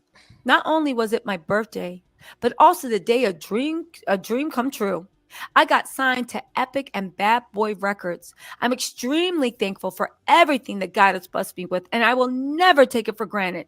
Music is something that's been part of me my whole life. Epic, hashtag epic, hashtag bad boy, hashtag we got this, hashtag where Christian Combs been at? Blowfish. Where has Christian Combs been at? Oh, he got the talent. His daddy got the organization. So why? Tell me why has he not actually had anything of substance come out or been pushed? Why? When his dad is the platform, when his dad has the industry connections, and it's not because Christian don't have talent. People are saying that the reason is Diddy is jealous. He will not even allow his offspring, his sons, to outshine him. There is only one star in that show, and everything may flow in and nothing will flow out. Again, the same thing people are saying that Diddy does to his artists, he's actually doing to his own kids. Now, I do want to say with the Cassie stuff and the Kim Porter stuff, of course, I'm not suggesting anything untoward of the blankial nature, of course. But I am saying, just side note, do we really honestly think that someone that has that high a temper, someone that is that controlling, somebody is that obsessive, somebody that feels that they have ownership of people, someone whose temper is so hot and crazy, do we honestly believe for 1 second that when your kids or your daughter or your sons or whoever, you tell them to do A and they're like, no, I'm going to do B. Do you not think that temper rears its head? Or do you think like, oh, no. He never crossed that line because he loves his children. Maybe. I really honestly do hope so. But I don't know. We have to start asking these questions. Listen. On that behalf, I may gotta sorta, sorta agree. They are the most well-behaved kids I have ever seen in the industry. They are the most when Christian, you ever seen Christian in an interview? Mature. Yes, sir. No, sir. Yes. I'm like, goddamn. Even when the kids was dancing, I seen at one of his parties, all three stayed together. They danced together. It was like he letting them know. This is what you supposed. I've never. What they do behind closed doors, We don't know. But when they are in public, they are the best behaved kids / adults I have ever seen. He has literally prepared them for this world. And I believe that if they mess up, he is on their ass.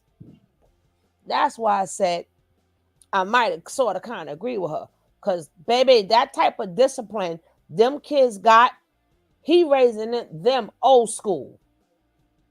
Hey, Paula, they seem like, they are nice kids. I don't know about behind closed doors, but you never see his daughters is always proper, nice, got manners, the girls and the boys. Yes. And even when you see them out by themselves, they know how to carry themselves, and they're proper at all times. You never see them coming up in there acting all rowdy, talking all with the slang, and just I'm like, well, hold up. These are the most respectable kids in the industry that I have ever seen. Pull any interview with Christian, with Quincy, and with Justin. Look how them kids act compared to the other kids in their age bracket. The young ladies haven't did interviews yet. But check it out. Because even though he's always on the red carpet, giving that smile, acting like the best dad in the world, wasn't he always on that red carpet, giving that smile, acting like the best man in the world? I'm just saying. But let's move on to the most startling thing. Let's move on to Justin, because this one is actually the saddest one, and this is the one that Mr. Hilton Brim actually wanted to talk about. Because if you guys don't know what happened with Justin was on the UCLA football team, okay? Which I always thought was surprising because Justin's build and stature, he just doesn't seem like he could go pro, but you never know, right? But that gets into Puffy and the sabotage that Misa Hilton Brim even called him out on. See, because a lot of people don't know that Justin Combs actually got into the Ivy League. Right? He was accepted into the Ivy League. He was said to be entering Harvard University. Him and Snoop Dogg. They did not know what major he was. Misa Hilton Brim had done such a good job of raising him that he got into Harvard, and he was going to be entering it until Diddy heard about that.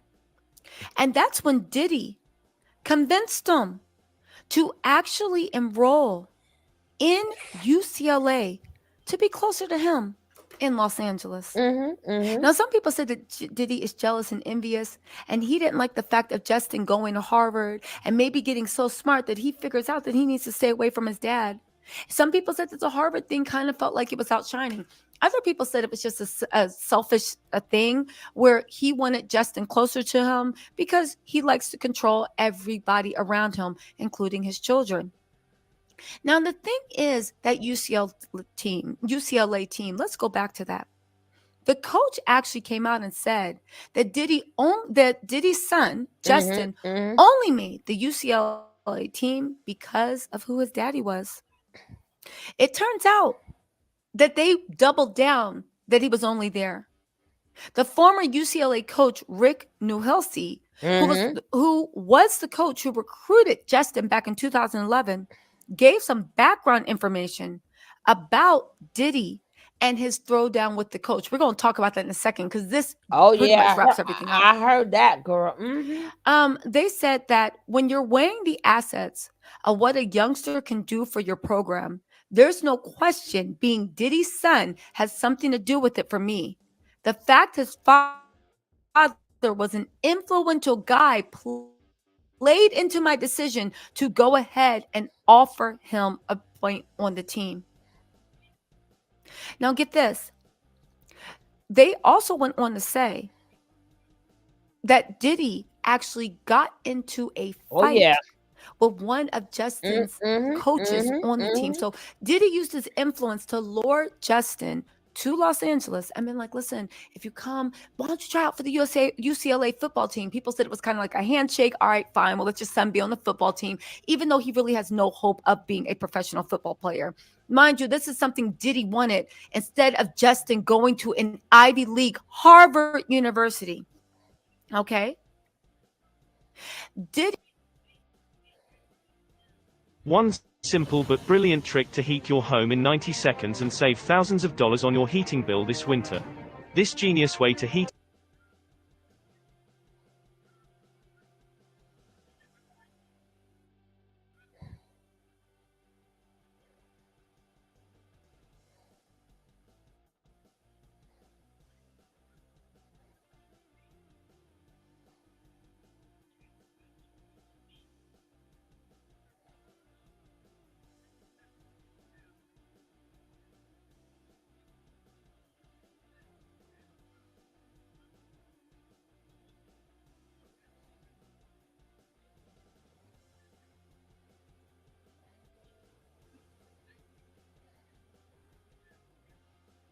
Oh Lord, what happened?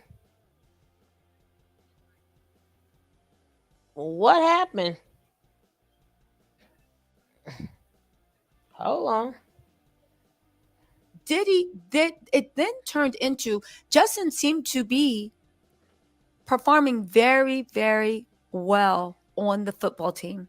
However, a coach commented that Justin looked a little out of shape and there was something said, right? Justin was actually removed from the workout. Justin went to Diddy that the coach basically told him, you need to work harder. You're not in enough shape. What's going on?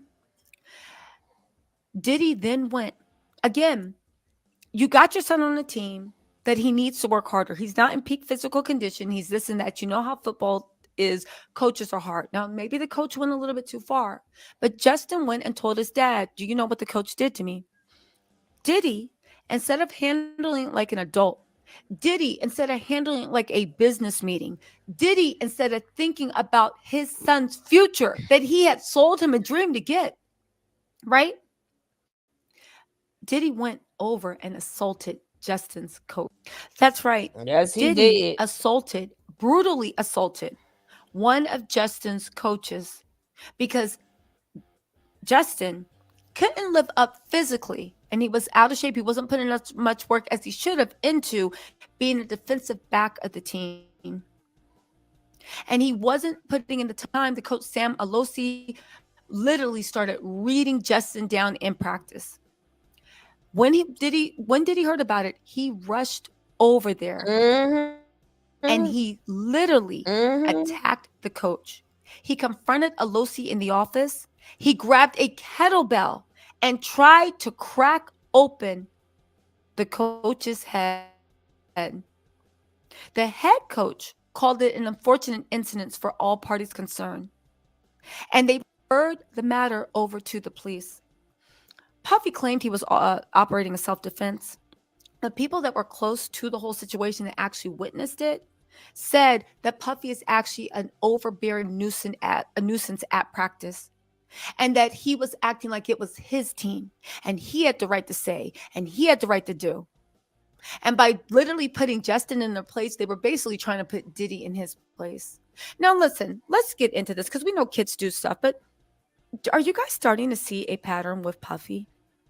It makes me believe that his whole family man facade is just a big, what I said, a facade, just like him being the perfect husband, perfect partner, heartbroken, widow, or not widow because they were never married, but you get what I'm saying.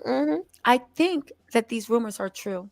I think that Diddy sabotages his own offspring the same way he sabotaged Cassie's career, the same way he sabotaged Danity Kane's career, the same way he sabotaged Total's career, the same way he sabotaged 112's career, the same way that at the end of the day, Puffy doesn't care about anybody but himself, and he basically sees everybody around him as a tool to make a come up. And this was and on top of that, I believe he might be, because he is very jealous and envious and insecure. I believe he knows he's getting older. I know he knows that his children are younger, fitter, better at a lot of things. I know that he sees his star is fading in the same way he attached his star to Carisha's because he wanted that youth, that energy, is the same way he is attaching his star to Quincy, to Justin, to Christian. And it's the same way that every single time they get opportunities outside of him, he shuts those opportunities down. And the weird part is he doesn't do anything to get more opportunities, because at the end of the day, I think he was happy to be controlling and make sure that every penny they had, and he has a lot of them, comes through him so he can always maintain complete control. Y'all listen. Yeah. What do you think? Right? What do you think? At the very least, it does make sense that he doesn't allow any star power. And if you're saying, well, that's what he should do, okay, then why isn't he putting his own kids on? Why isn't he producing his own thing? You see what I'm saying? You're taking opportunities away, but you're not putting anything back in. And listen, don't even get me started on Jesse. You know what? All this stuff is true. And before y'all be like, oh, well, they post on Instagram, and so was Cassie, and so was Kim, and so was Puffy. That's all I'm saying. Actions speak louder than words. The proof is in the pudding. Where is a billionaire's sons, 3 sons who have a lot of talent? Justin missed his opportunity to go at Harvard, went to UCLA, got pulled over, got kicked off the football team, got pulled over, and now he got a DUI. Misa Hilton Brim seems to think that Puffy's leading him down the wrong track and literally trying to dim his shine. Quincy, who could have been huge, is doing nothing, all because there was 10% of his recording of records that Puffy wanted to go to him instead of Timberland. And look at Christian, been signed to Bad Boy Records forever, ain't put out nothing, and Puffy ain't trying to get him to really be in the starlight. Y'all, let me know what you think in the comments. I'll talk to y'all later. Bye.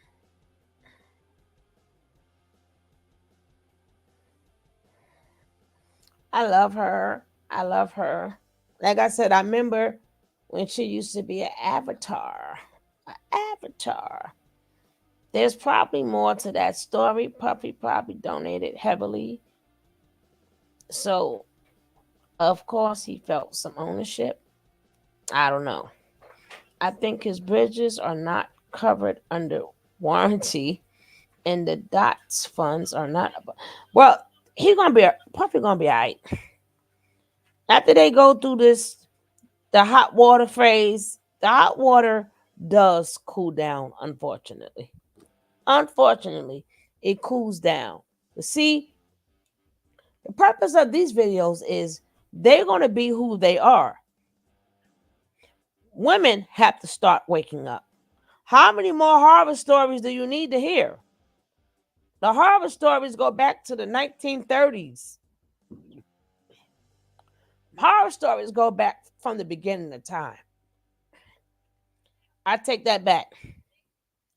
The horror stories go back to the beginning of time.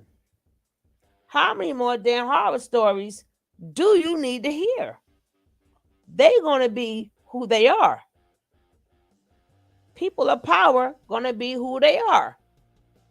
So instead of wanting to live off them, create your own self.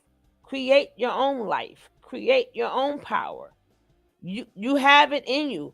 Women, stop waiting for somebody to take care of you. And then you meet somebody. That's like when they showed the video, right? And a lot of people didn't understand that, and they said she was wrong for saying that. I believe she's 100% right, and I'm not going to lie. If it was me, I'm not denying that Puffy is a control freak, but I do understand he has to stay. Maderi, we are past that statement like 3 days ago, 4 days ago. We are past that statement, baby. We ain't talking about him being no control freak. He have been alleged to do a lot of things. So we gonna leave that statement alone. right now because we covered that statement about 3-4 days ago. Okay? Smooches.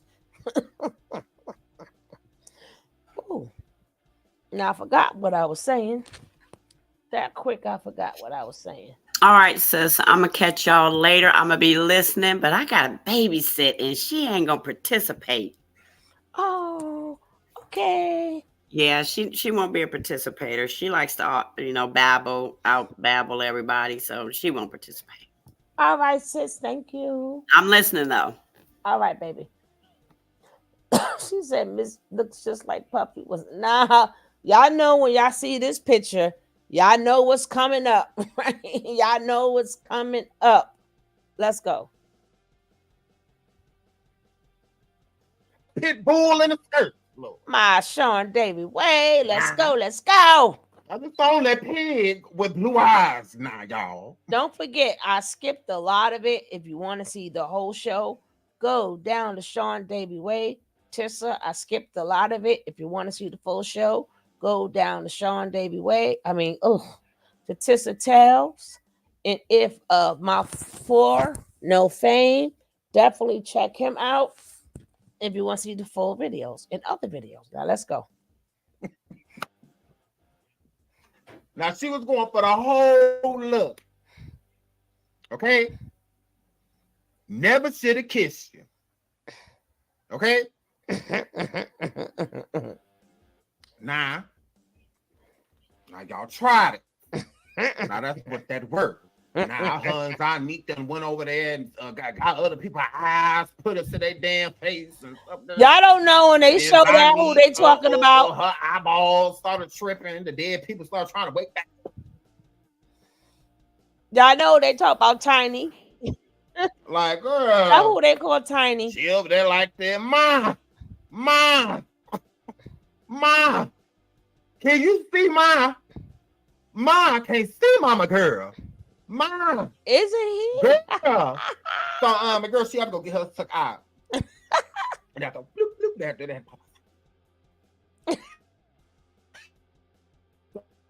She didn't know eyeballs. I can't I'm like, girl, who? I said, nah, eyeballs.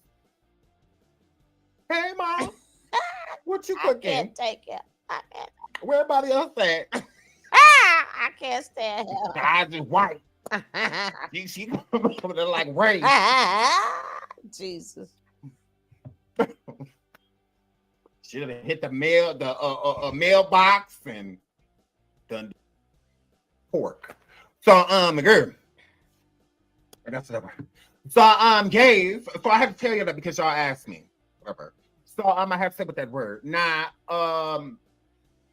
no more. This mosquito that they done had not King going around like a gnat. Because I don't see how they let him on this damn stage after he just done sat back there and 5 heartbeated that damn boy. King. Nah, agree. Oh Lord. Now he done sat there and my office hours are not the 5. Now my office hours are from 9 to 5. And then keep saying 9 to 5. Let me up. So, now he done sat back there and 5 heartbeated that damn boy. Is what that word. Okay, and then he's my office. Now, shall be clear. My office hours are from when I'm by business. I'm by business when. Oh, girl, you was. I'm by you came in late yesterday. When I'm by business. When I'm by business. So now he done sat there and dangled this boy out the window and over the rafters and all of that stuff. That's what that word. So then they're gonna hand him a microphone, and this boy sit back there, gasping for air, Lord. It's like, did it make it?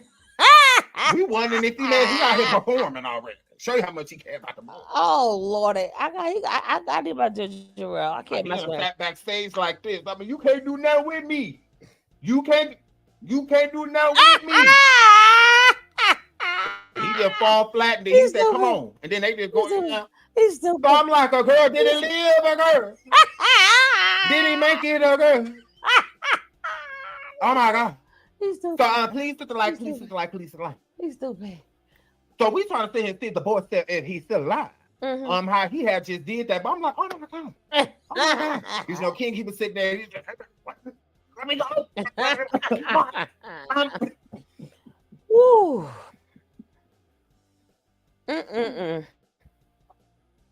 Because Melvin done got Joe, nigga.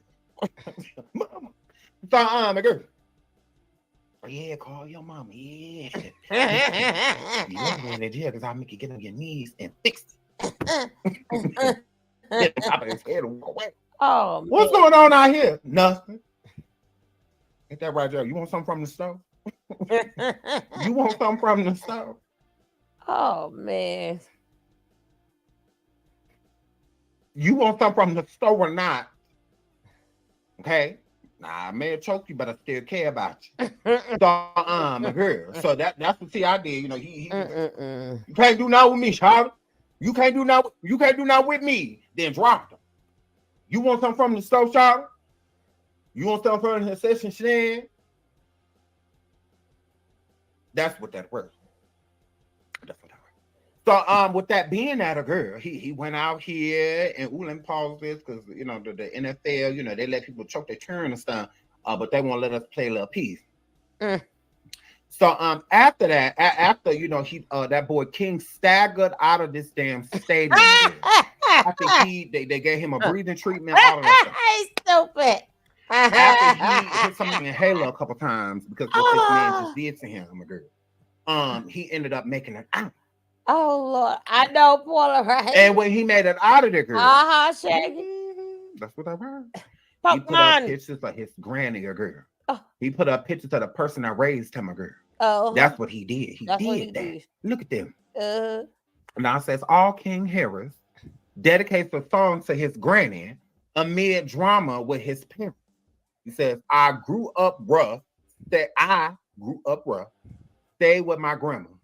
Ain't say, okay, we was ducking and popping pistols. Because that ain't where we stayed, okay? No, that's not where. Now he said, now look, nobody say nothing about, you know, every other day I was sitting in the girl thinking about. He ain't say nothing like that. That ain't what that word. No. So he said, a girl, that now look at here. Okay, I did grow up rough. Look at me. Yeah. Okay, you grow up a mosquito, and people been trying to swat you your whole damn life. Every house you go into, you see a fire swatter.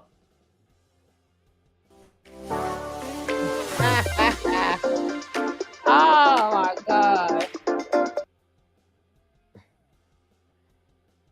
Oh. Now he said it was rough. Now that's what that word.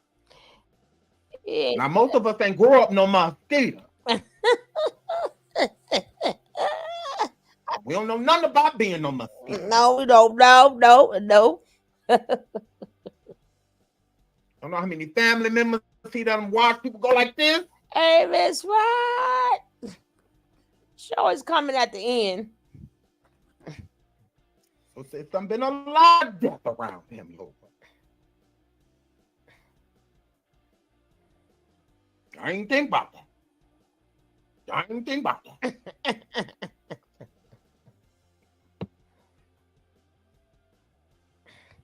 No, I want that to sit with y'all for a little bit. Now we ain't grow up no mosquito, Lord. We don't know nothing about that mosquito life. But to sit around and watch the people go like this and hit this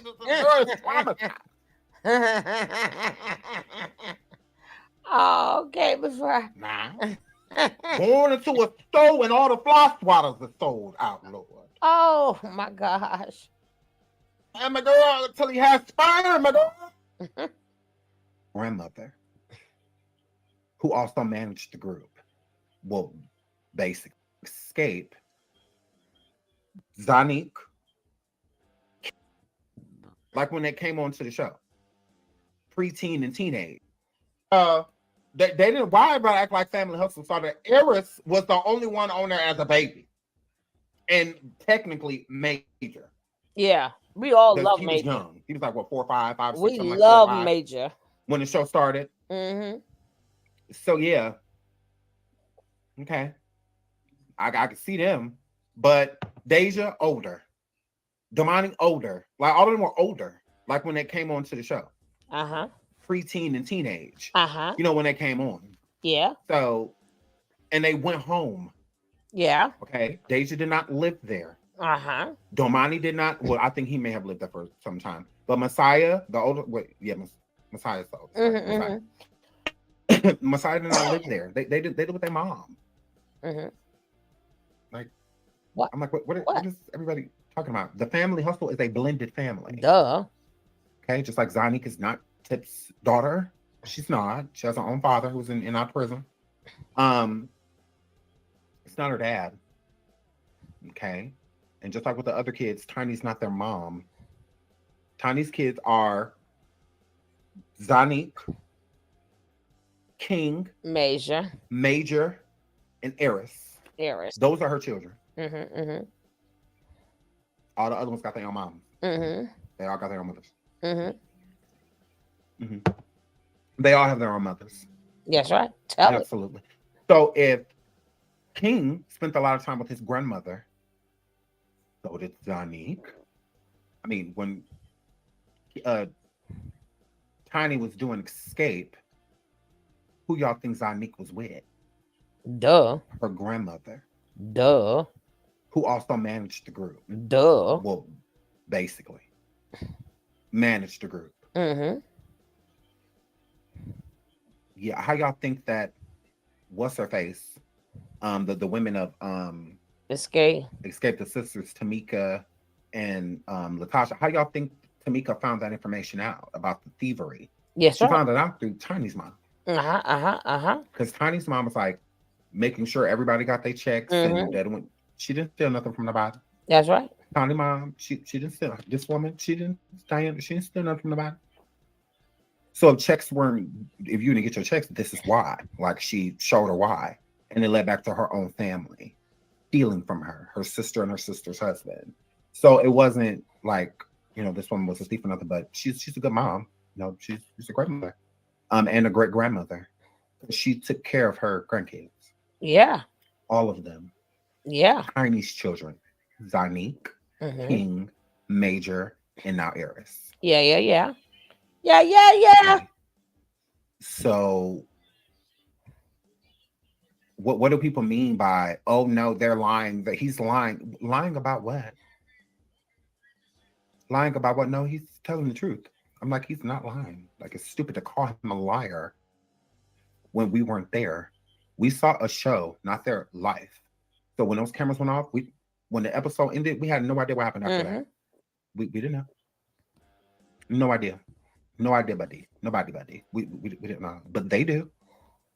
So, and when King is stating that he was with his grandma all the time, he would, leave their set or whatever, or their house, and go to where his grandmother is. What they're not understanding is why he was there with his grandmother from a young age. King was meeting people, right? Like in the neighborhood, and stuff like that, and became prone to hanging out with those people and liked hanging out with those people. So why would he not want to go back to his grandmother's house? Because it's home.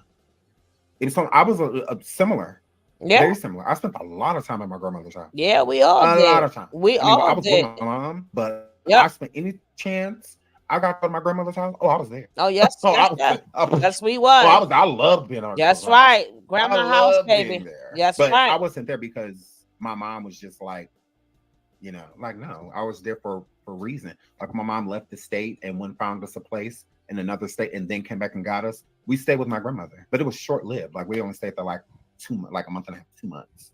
And then she came and got us, and then we moved to where, she lived, where she went found a place. So that was really like the only time she separated from us. But other than that, we were never separate from my mom. We're always with her. So yeah, but I loved being around my grandmother and grandfather. They were amazing people. So yeah, I love being around them. But it wasn't because my mom was, like neglecting me, or anything like that. No, I wanted to go there. But when King is saying it, King lived, with his grandmother. It wasn't like that with me. I always, wherever my mom's address was my address. So if I live with my grandparents, because my mom lived there, it wasn't, just because she was neglecting her responsibilities. Like, no, she always took care of us. So I feel like in this situation, how King is explaining it, he's explaining this, and no, y'all didn't.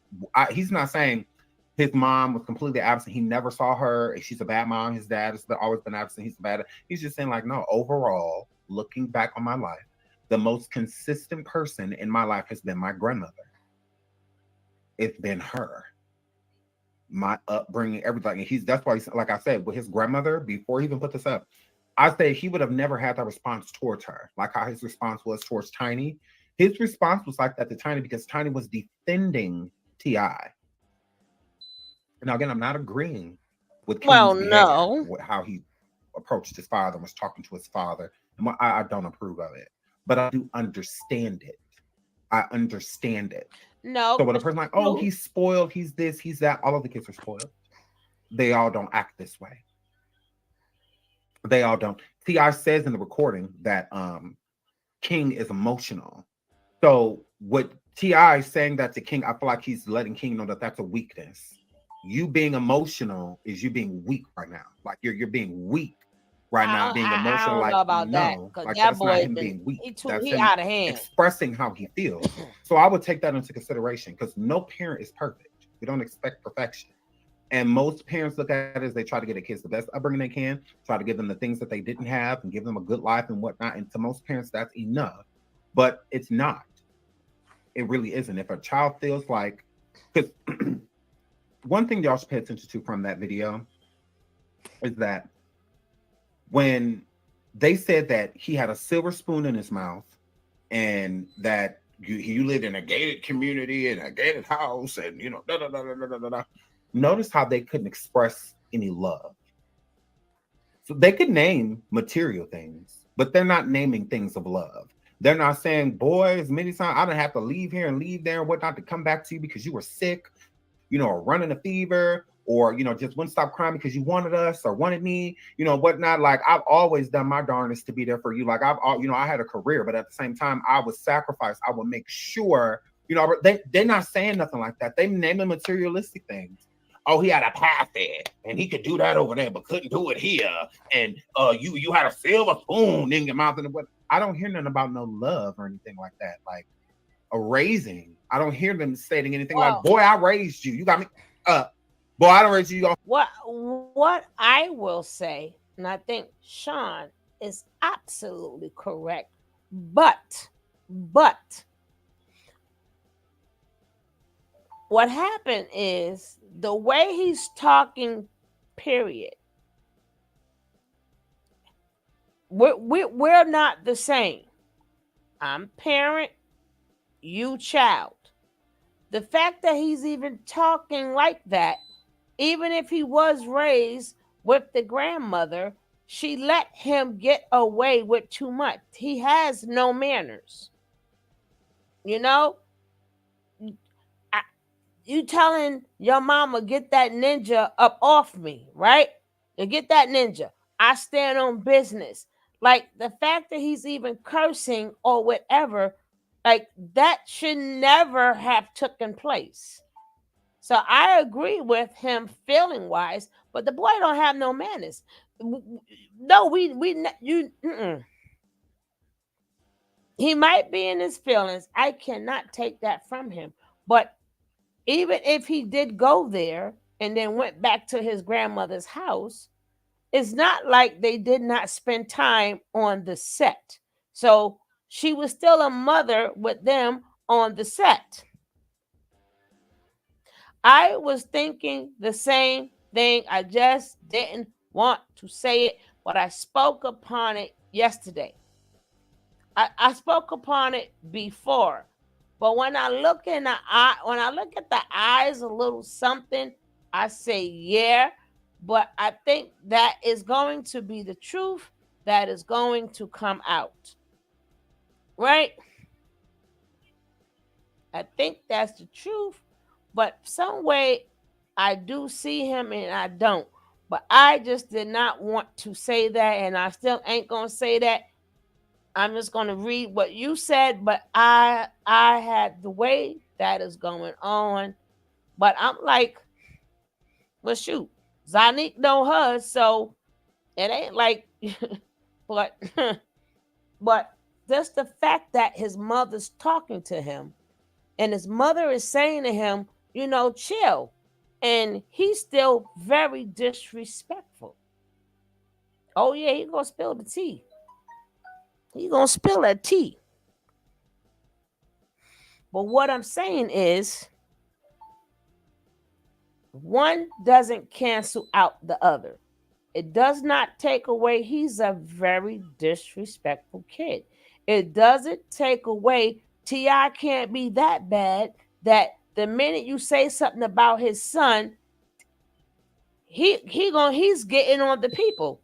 When he disrespected that lady in the waffle spot, T.I. ain't getting his ass. T.I., you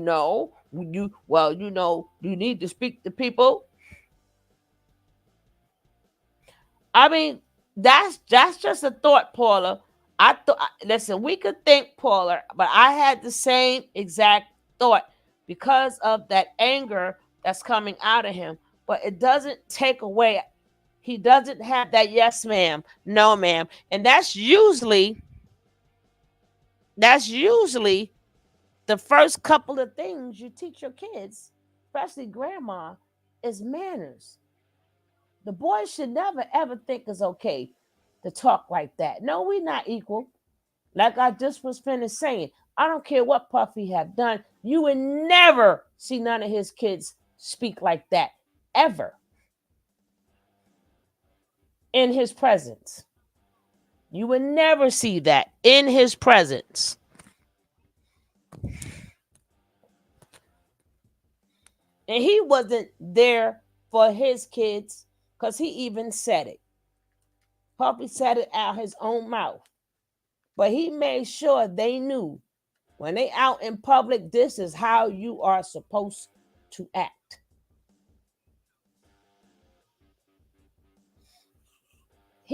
The way he talking, I stand on business. So grandma, if I wouldn't, they never noticed that he was too much for grandma to handle. But again, who's the best place to leave your kids with when you're out there making that money? With grandma. So you ain't got to worry about that other stuff. King is the kid. Well, you can't say King needed the most hugs because remember the daughter, the daughter was reaching out for help too. Remember the daughter was embarrassed by him, going with her to the doctor. Remember she used to cut herself. Remember she had a lot of issues going on too. So we just can't say it was King. The daughter already was stating that stuff ain't right. Remember, I believe her name is Deja. If you remember, Sergeant, remember Deja was the first one that was saying, "Hey, I need my dad like this, like this, like that, like that."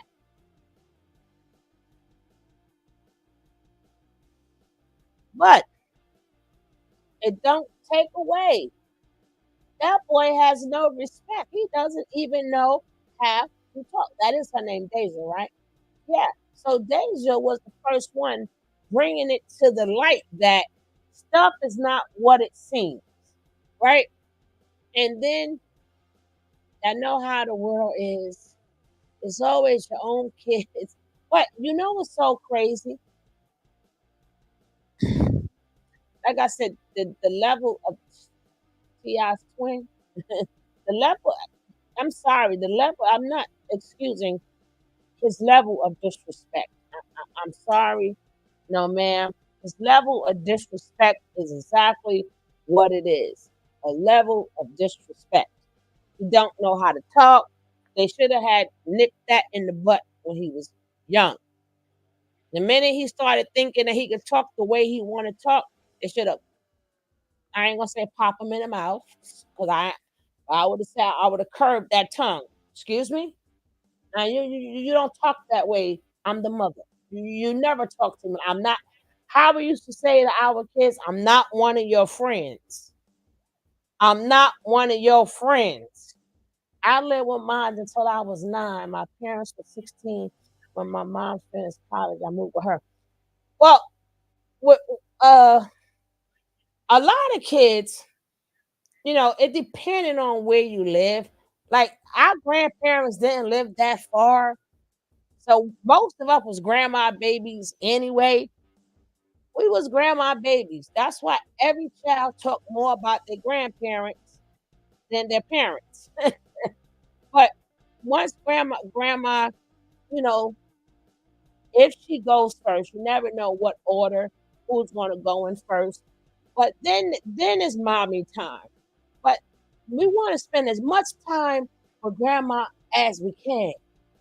Because we know if you're going in the natural pecking order, we know mama gonna be here. Grandma ain't got us depending on how.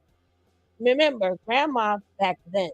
Remember, grandma back then, they didn't be grandmas until they was in their 50s, right? 45, 50s, and some in their 60s. These days, grandmas are in their 30s, right? You a grandma in your 30s. But back then, grandma was by the time you was 20, grandma was already like close to her 70s. So a lot of kids drawn to their grandma because now grandma got more patience with her grandkids than what she had with her own kids. She's more understanding because she didn't know how to do that with her own kids. And then while you with grandma, that's giving mommy a chance to grow up, right? That's giving mommy a chance to grow up, And then that's where your cousins met. That's where you saw your cousins.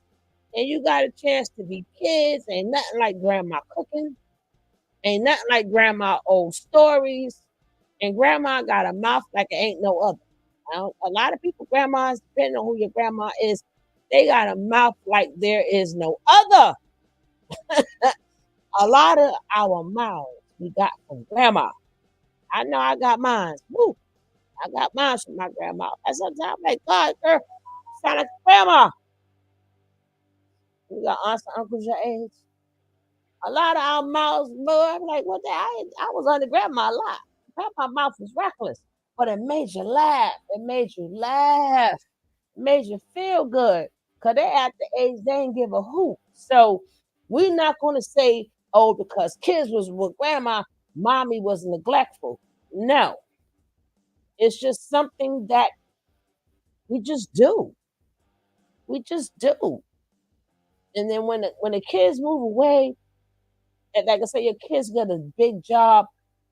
Kids, you don't know what they go through when parents move away and they can't see grandma. They can't wait to see grandma. Like they can't wait for the holidays or something to see grandma. So let's people may not understand it, but that's just how it was. There is no reason. You just went to go see grandma. Just wanted to be there. You wanted to be in the bed with her. You wanted them arms. You wanted to hear them old stories. You wanted to hear stories about your mama. Because your mama think that, she's the best mama. Grandma be like, your mama used to do blah, blah, blah. Your daddy used to do blah, blah, blah. Depending on which grandma house you at. You get to hear a lot of history, a lot of old stories. So it's a plethora of things. So we're not going to make it seem like, oh, that's just how kids wanted to do. That has nothing to do with his disrespectful mouth. And the grandmother let him, if she raised him, as they say, let him be disrespectful. And at that point in time, he said that he was defending T.I., but I don't feel like she was protecting T.I. She could have. I don't know. But her son is at her mother's house, not at T.I.'s mother's house. The son is at her mother's house. So that means she initiated her son staying with her mother. Why she didn't stay with T.I. mother? Why she didn't stay with T.I. sister? Remember, the sister played a big role in the show too, right? Well, let's go. A whole life. Now I had to step away a few times to work, but as soon as I got done, I was right back there. It was time to where I took y'all on the road with me. You know, I don't hear nothing. I don't hear that. So they're naming material things. So because T.I. feel like he never went without a PlayStation 5 or 4 or 3, he always had on Jordans and the nicest clothes and all of that stuff. That what does that have to do with you being a good parent, Tim? I don't hear the parenting. I don't hear that. I don't hear that. Because there's millionaires, billionaires right now that grew up in Salvation Army clothes. They grew up in hand-me-down. Stop playing with me. Stop playing with me. It's people right now that are very so much well off, but when they grew up, it was 5 of them in a 2-bedroom, 8 of them, 9 of them in a 3-bedroom. And when they grew up that way, they grew up in a struggle. Okay, what does that mean? And a lot of those people go off to college and become great, or just opening their own business, just becoming a great success on their own without having been spoiled. Like, spoiling crippled him. That's what they don't get. He's so disrespectful because they crippled him with materialistic things. To make it feel that since I'm sending money over there, and since I'm doing this, and since I'm doing that with a person that has you consistently, that I am taking care of you. You're not. And absence, that is what makes that hole in the relationship, is you not being present. Because when you're present, the respect is there. It's instilled. You don't have to worry about half of the things that half of the behavior that he's displaying right now. He shouldn't be treating his parents like that, but his parents should have been parents, because then if so, they wouldn't be getting this type of energy from him, because she wouldn't get that type of energy because she was there. Now, I will say, I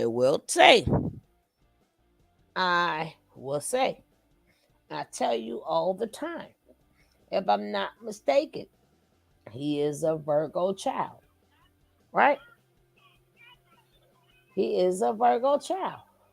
I tell you, if a Virgo child and a Cancer child are not nurtured when they are young, this is what you get. This is what you, I don't know what it is about them two signs, but this is what you get when a Cancer child and a Virgo child are not nurtured. You get a child that's out of control. And they're going to be good to no woman. If they're a man, they're going to be good to no woman. Tiny, well, not, T.I. is not going to compromise. He is not. Tiny is going to have to do the nurturing. Yes, he's all of that in a bag of chips, but it's not like she don't be at his shows. She does the best that she can. They all are hustlers. That's why the show is called Family Hustling. The family hustle. They all knew, hey, and he got them chains and stuff on his neck. He brag about the money, right? Yes, he is an a-hole. But again, I can't express it to you. Like I said, I could just give you the message. You could do what you want to do with it. Hey, Shy, what's up, baby? But I will repeat, and I tell you guys this all the time. If they are not nurtured, and not just nurtured, But if they grow up and it's dysfunctional, they become dysfunctional. Not saying that all kids can't be dysfunctional. Them two, that Cancer and Virgo it's just something. They're beyond. This is what you get. So it I can't believe it was dysfunctional in that house because that Virgo child their behavior is going to let you know. So I have to you have to know how to see. People do not want to deal with their kids' traits. It's too much. Each child is different. You must know a little bit about their traits. If it's dysfunctional to that T, that's what they got.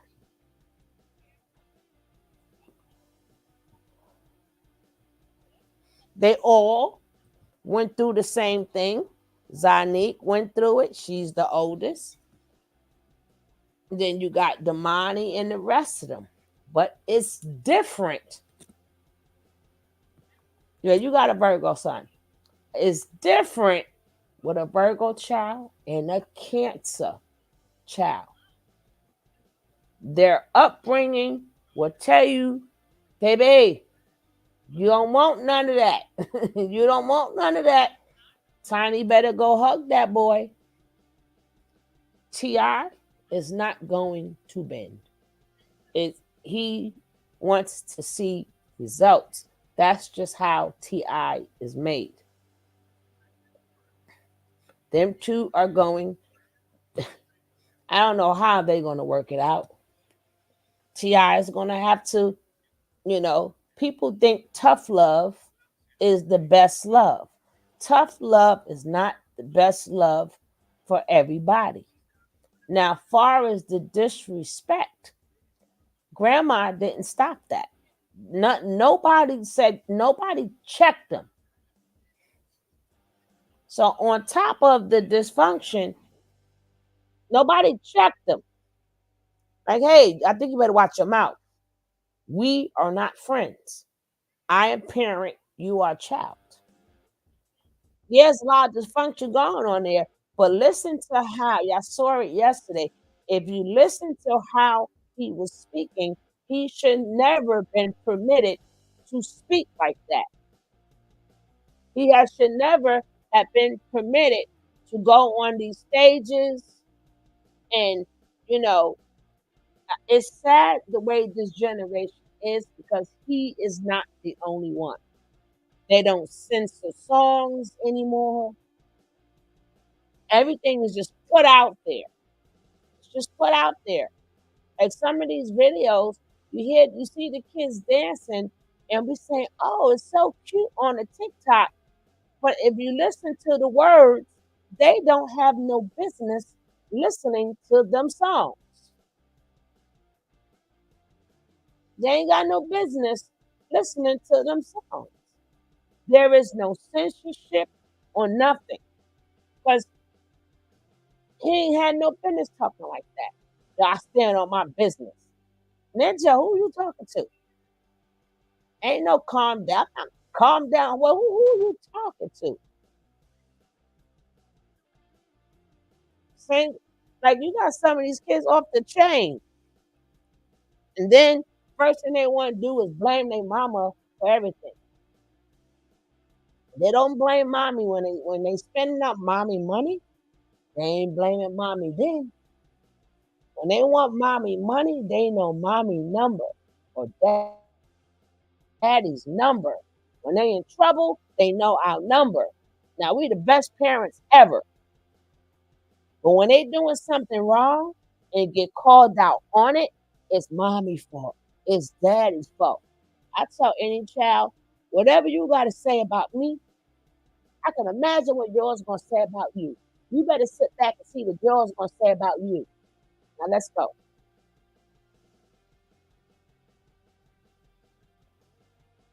Raise them. He has way too much. The respect is built. It's set. It's set. So this woman can get through to King. She absolutely can. She can. And sometimes we take other situations that we're mad about to express what we have issues about. You know, so you'll be mad at something small and that would tick, tick, tick, tick and turn into something else. So that means that he's been harboring these feelings, like he's been feeling this way. And feelings aren't wrong, but you can express them incorrectly. And I think that this is what he's doing right now. He's expressing himself incorrectly, but his feelings are not wrong. So I think it's weird when people say, oh, he's spoiled, or he's just this, or he's just that. All of them were. What is your point by saying that he was spoiled and privileged? He's not even saying that he wasn't privileged. He's not even saying that he wasn't spoiled. He's not saying those things. A really easy comparison is like Whitney Houston. Whitney Houston loved everything about like the glitz and glam, you know, and whatnot in life. But she loved where she was from. She loved New Orleans. She loved it. She loved the people. She loved all of those things. She did. And that's why she would go back and visit often, you know, and all of this. So she loved the environment. She loved it so much that when she got taken out of said environment, she had to find it again. Bobby Brown. Bobby reminded her of where she came from. That's what made them click, is that they were one and the same. Different area, but went through a lot of the same things. So it's not trauma bonding, it's just bonding. We're not bonding due to trauma. It's just bonding. You know, and it's an easy bond because you're familiar with one another. Because she could have found somebody extremely rich and, you know, polished and all of that. No, she saw Bobby and was just like, boom. Yeah, I'm all over that here. Take my number. Yeah, because you know, so because she saw where she grew up. You know?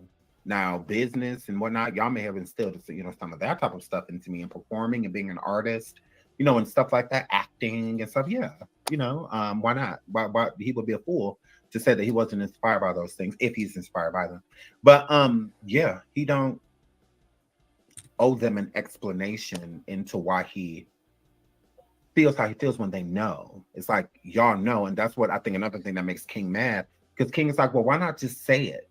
Why do y'all gotta keep trying to uphold this image? Like, I live with y'all my entire life. Y'all raised me from ground up. Like, that's not the truth. That's not what happened. And not with just me, my siblings too. So because Zanique has not said anything about it, because Major has not said anything about it, it does not mean that they don't agree with him. It does not mean that they feel the same way. Why wouldn't Zanique, if she was crying, saying that her mom always chose T.I. over her? That's her letting us know that she does feel that way. She does. She does. And then people say, oh, well, she's not acting out. I mean, she did have a child out of wedlock.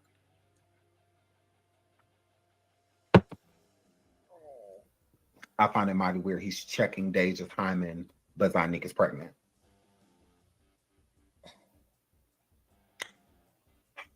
Checking Deja's hymen, but Zanique got a baby in hers. Make that make sense. Okay. Yeah. Zanique has never stated anything about T.I. checking her hymen. He doesn't care about her hymen. He never did. But in the Where the Boys At video, when she was in the group OMG Girls, he's making it seem that he's super overprotective and all that. No, you're not. No, you're not. No, you're not. What does that mean? Zanique isn't his daughter. Zanique is his daughter. She is 100% his daughter. Mm-hmm. He married Tiny. Mm-hmm. Okay. That's the day he married Tiny, Zanique became his daughter. Yep. That is his daughter. And again, what does that mean? Because just like he shouldn't be checking Deja's hymen, he shouldn't have been checking hers either. All the way around. All the way around. Because I care about my sons the same. Just because my oldest son is adopted, I don't care about that. He's treated the exact same. I'm not going to do anything for him that I wouldn't do for my other kids. And I'm not going to do anything for them that I wouldn't do for him. So if I'm checking hymens, I'm checking everybody. I just feel like that's crazy. So wet in the bed. No one's hymen should be being checked, like, at all. But But did he know better though? Because if he knew better, he would have never been checking Deja's hymen in the first place. There was no reason for it. There's no reason for him to be checking her hymen. Well, he didn't check it. She went with her to the doctor. She's not an R victim or anything like that, or anything that they're suspecting, and whatnot. There would be no reason for him, blood or no blood, for him to be checking her hymen. So if he felt like people would side-eye him if he was checking Zanique's hymen, why wouldn't people check him for checking his own daughters, his biological daughter? Like, he shouldn't be doing it at all. I'm gonna side-eye a person checking a hymen at all. Well, the doctor. Why? The doctor did it. I mean, if the R word is not involved in this, what are we checking hymens for? Or what? So he met Zanique at what, like 3? He raised her. Whatever they call raising. But no, he's been around her since she was a toddler. Yeah. He's been around Zanique since she was a toddler. Duh. He didn't meet her later on in life as an adult. Mm-hmm. So, OMG girls, all of that stuff, Zanique was a teenager. And he was not checking her hymen. She's never said that. He was not checking her hymen. So why was he checking Deja's? I don't get that.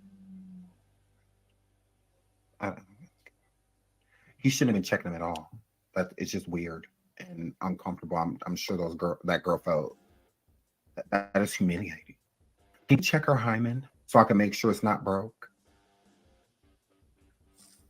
Like, first of all, her words should be enough. Her words should be enough. I talked to my daughter. She says, right is what it's given. I talked to my daughter and we had a conversation like that. And, I'm just,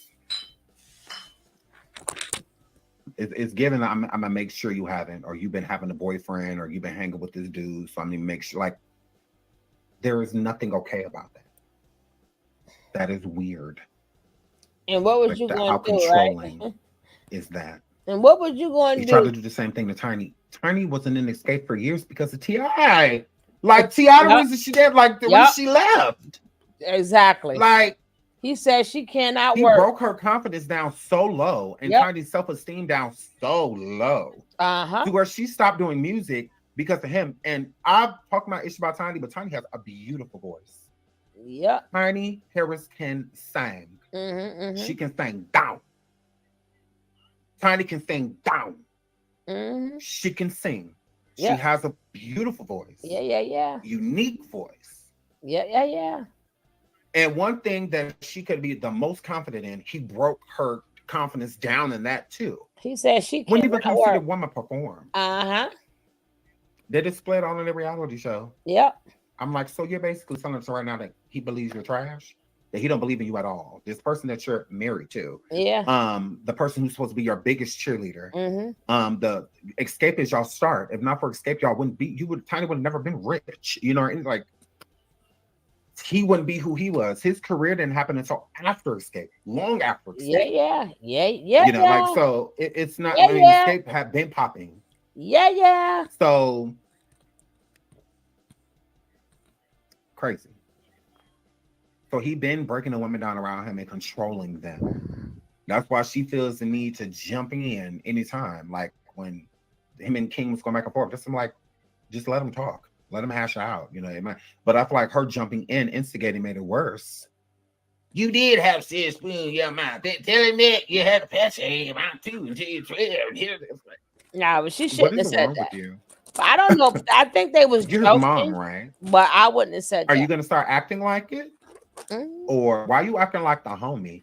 Why you acting like it's a dude over here coming for your man? And like Todd Tucker coming for T.I. right now. So here you come in, jump in, instigate, protecting your man. Where is your son? And you making it worse, not better. Because again, she didn't walk up to King to calm him down. She walked up to King instigating. Even took the phone to further embarrass him and say, hey, he had a pacifier until he was 12 years old. And that's why he stayed with his grandmama, because we wouldn't let him have it. And it's like, what is wrong with you? Like, how's this helping the situation? True. You're escalating it. Yeah. Because now he's gonna feel the need to defend himself. Yeah, and in the process of him defending himself, then y'all gonna feel like it's just gonna get worse. And T.I., you had serious spoon in your mouth. Then here she come in. You did have his spoon in your mouth. Are you okay?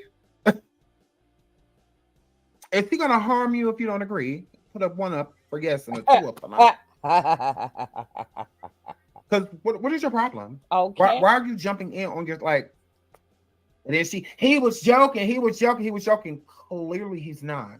If he's willing to get up, walk up to King and choke him, he ain't joking. And you can tell in a person's body language, their voice, when the plan is over with. When T.I. walked up to King, you know it was over with. He wasn't walking up to him to talk. He wasn't. Can't do nothing with Getting me. closer to him does what? When most men approach each other, it's not to talk too much. I mean, you may get a couple more, verbs, but eventually that's gonna turn into like it's gonna turn into something. And she knew that. That's why she kept pushing him away. Like, why are you calming him down? Because if she would have been calming T.I., because T.I. approached King did not approach him. So I'm like, okay, well, why not go approach your man? Your man the one who over here selling all these whoop tickets. He don't hooping and hollering. Go check him. I mean, King was talking. It was loud. This T.I. was literally yelling at him. So it's just go calm him down. But instead, because she knows she couldn't calm T.I. down because he did what he wanted to do. Okay? So she felt the need to sit there and push her son and take it out on her son instead of dealing with her husband. Because that's all you have to do. Deal with your man. If you can't calm your man down, then this situation is not going to calm down. It's not because the older one, the head that should be prevailing in this situation. Of course, King he's a teenager. Like he's still 19. I mean, he's still a teenager. So he's going to be very combative. I believe he's still rebellious. 18. You know that. You're in a public place. He's about to perform soon. Just calm him down. Instead, no, let me ride for my man. Just like Zanique says, you always choose him over them. Always. Even with situations just as small as this. Just as small as this, because both are wrong. King was wrong for responding to his father like that, and T.I. was wrong for feeding it. They're both wrong. Neither person is right now.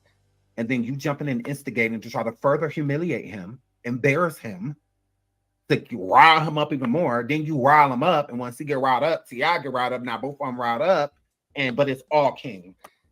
Oh, this is all King's fault. He's so disrespectful and spoiled. I really don't feel like it's that. I really don't. I feel like this stems from other things, other issues that have been there, and now they're becoming surface level. And King is tired of protecting T.I. because he's like, for what? It's like what it gives. Like, you ain't there for me. We don't really F with each other, and whatnot. Like, what am I protecting you for? Like, you ain't really been no dad to me, no way. Like that this is the energy that it gives. He said in October, when he did that interview with Funny Marco, these same things. So he's just reiterating them. That truly means that's how he feels. He did push Tiny, and Tiny pushed him too.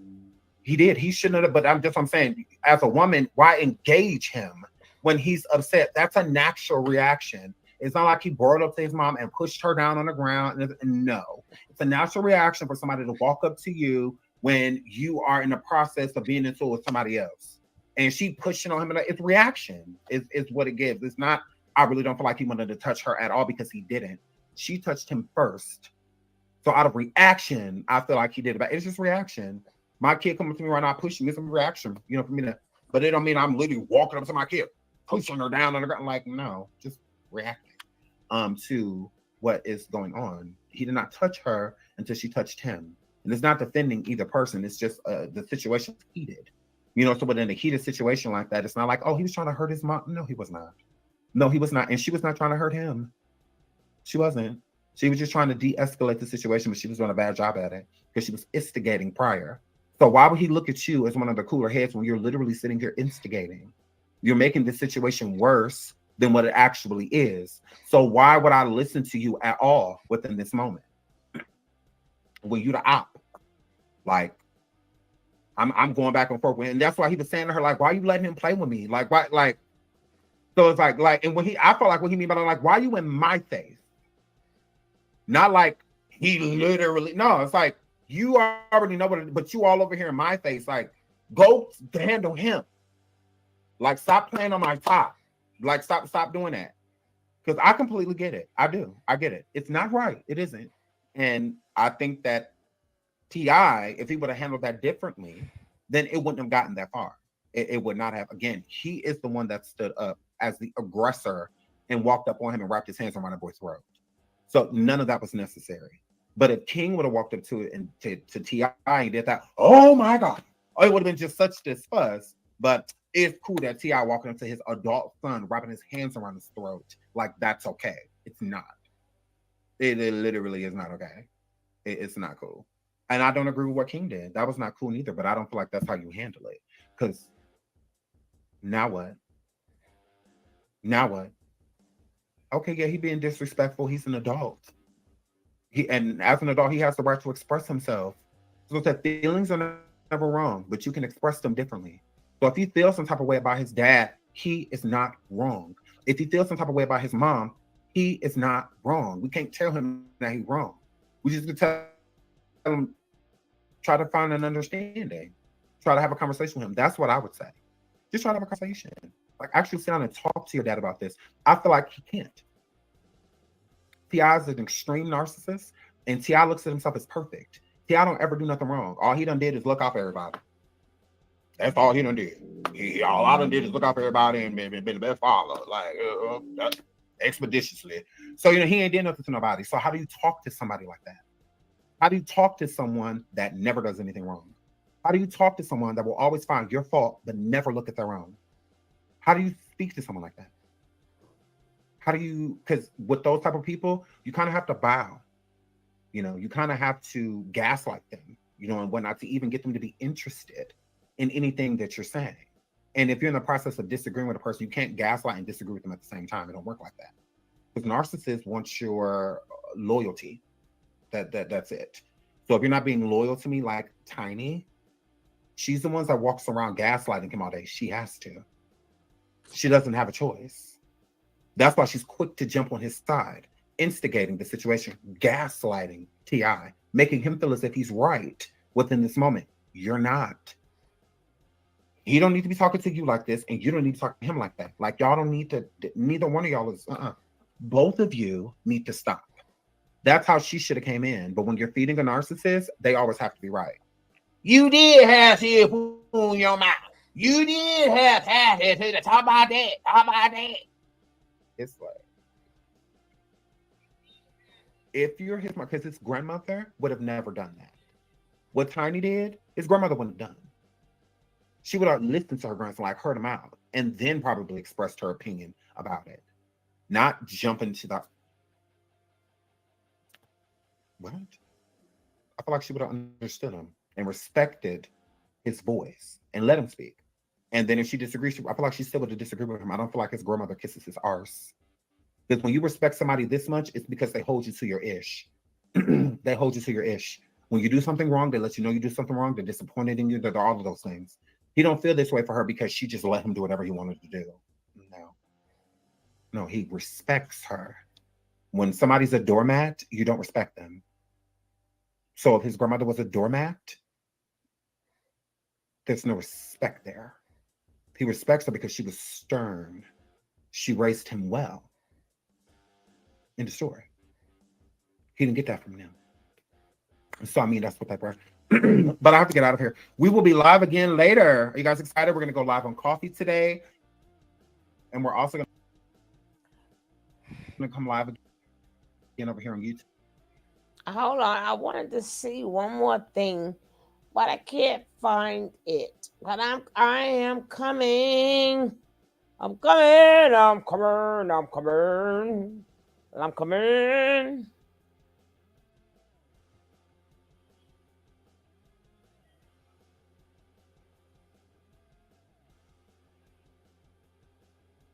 Let me see something.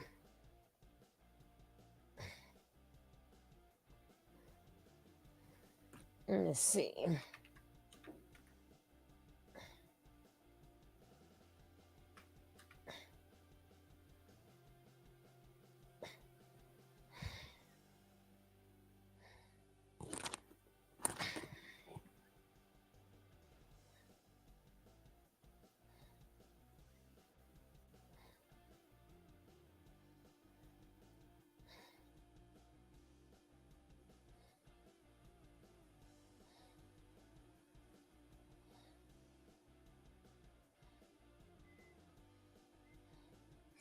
And you know what, too? We gotta stop. People gotta stop calling that boy ugly. You know, he don't went and got his teeth did. I see his father in a lot of his pictures and stuff. His father is there a lot, right? But I think that the people play a big part too, right? The people play a big part in this also. We should not. I mean, that's the face God gave him, right? Just a perspective. Ti came up in the streets and he got his family out for me. If I did that and my son tries to play gangster in the street, I'll pull his car too. Like, you know what I've been through, so you don't have to. Uh-huh. Mm-hmm. Mm-hmm. Mm-hmm. But like I said, hey, Miss Leo, I think that the people themselves, you know, everybody, oh, Major's cute. This one is cute. Like the people itself, you get tired of every day hearing you're ugly, you're ugly. The boy go fix his teeth. What y'all do? Y'all call him ugly. And he's just 18. He's been called ugly and all types of names since he was a child. Like that plays a lot on a child's ego too. Like being the in his mind the ugly dunkling. And people have no filter. Yeah, his behavior is bad, but y'all don't be like, oh, that person, blah, blah, blah, but they're so pretty. If they pretty, you don't mention it. But if they ugly, in your mind, you make sure that you bring that up to a kid all the time. That's the face God gave him. It is what it is. You know, maybe he will mature into his face. But yeah, his insides is ugly. But the boy, he even ran and got his mouth done. You know, that plays a lot on a kid. Like, what is he like in his mind, what is he supposed to do? But we're the first people that say anti-bullying. But they've been bullying this boy for the longest. Even when he's not doing anything bad, first thing people say is how ugly this boy is. Ugly, ugly, ugly. Come on now. That's why he put his hair in different colors and all of that other type of stuff, because he technically looks like his mother original face. He has his mother's original face before she had things done to it. He has his mother original face. And we the people, we got to, I've never called that young man ugly. And like Ms. Rod said, in the inside. But again, people play a part in that. When kids do that, people, adults, play a part in it. We ain't got no business calling that boy ugly.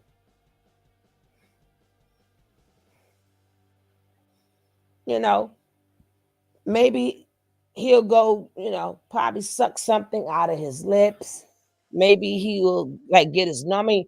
Y'all gonna make this young boy do a lot, but he's never been called handsome. Y'all call this boy ugly all the time. That's not good. The word, are you going live tonight? Are you going live, my brother? Oh, we got some more topics to get into.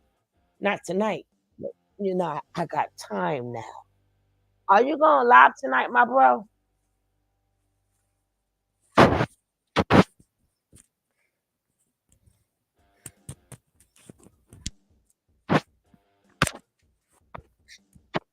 You better let me know. Okay. About what time, bro?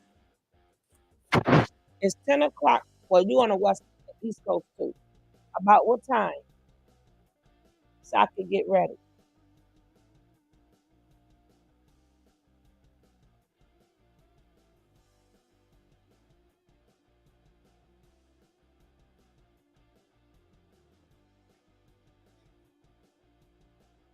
In about 2 hours, about 12 o'clock, your regular time.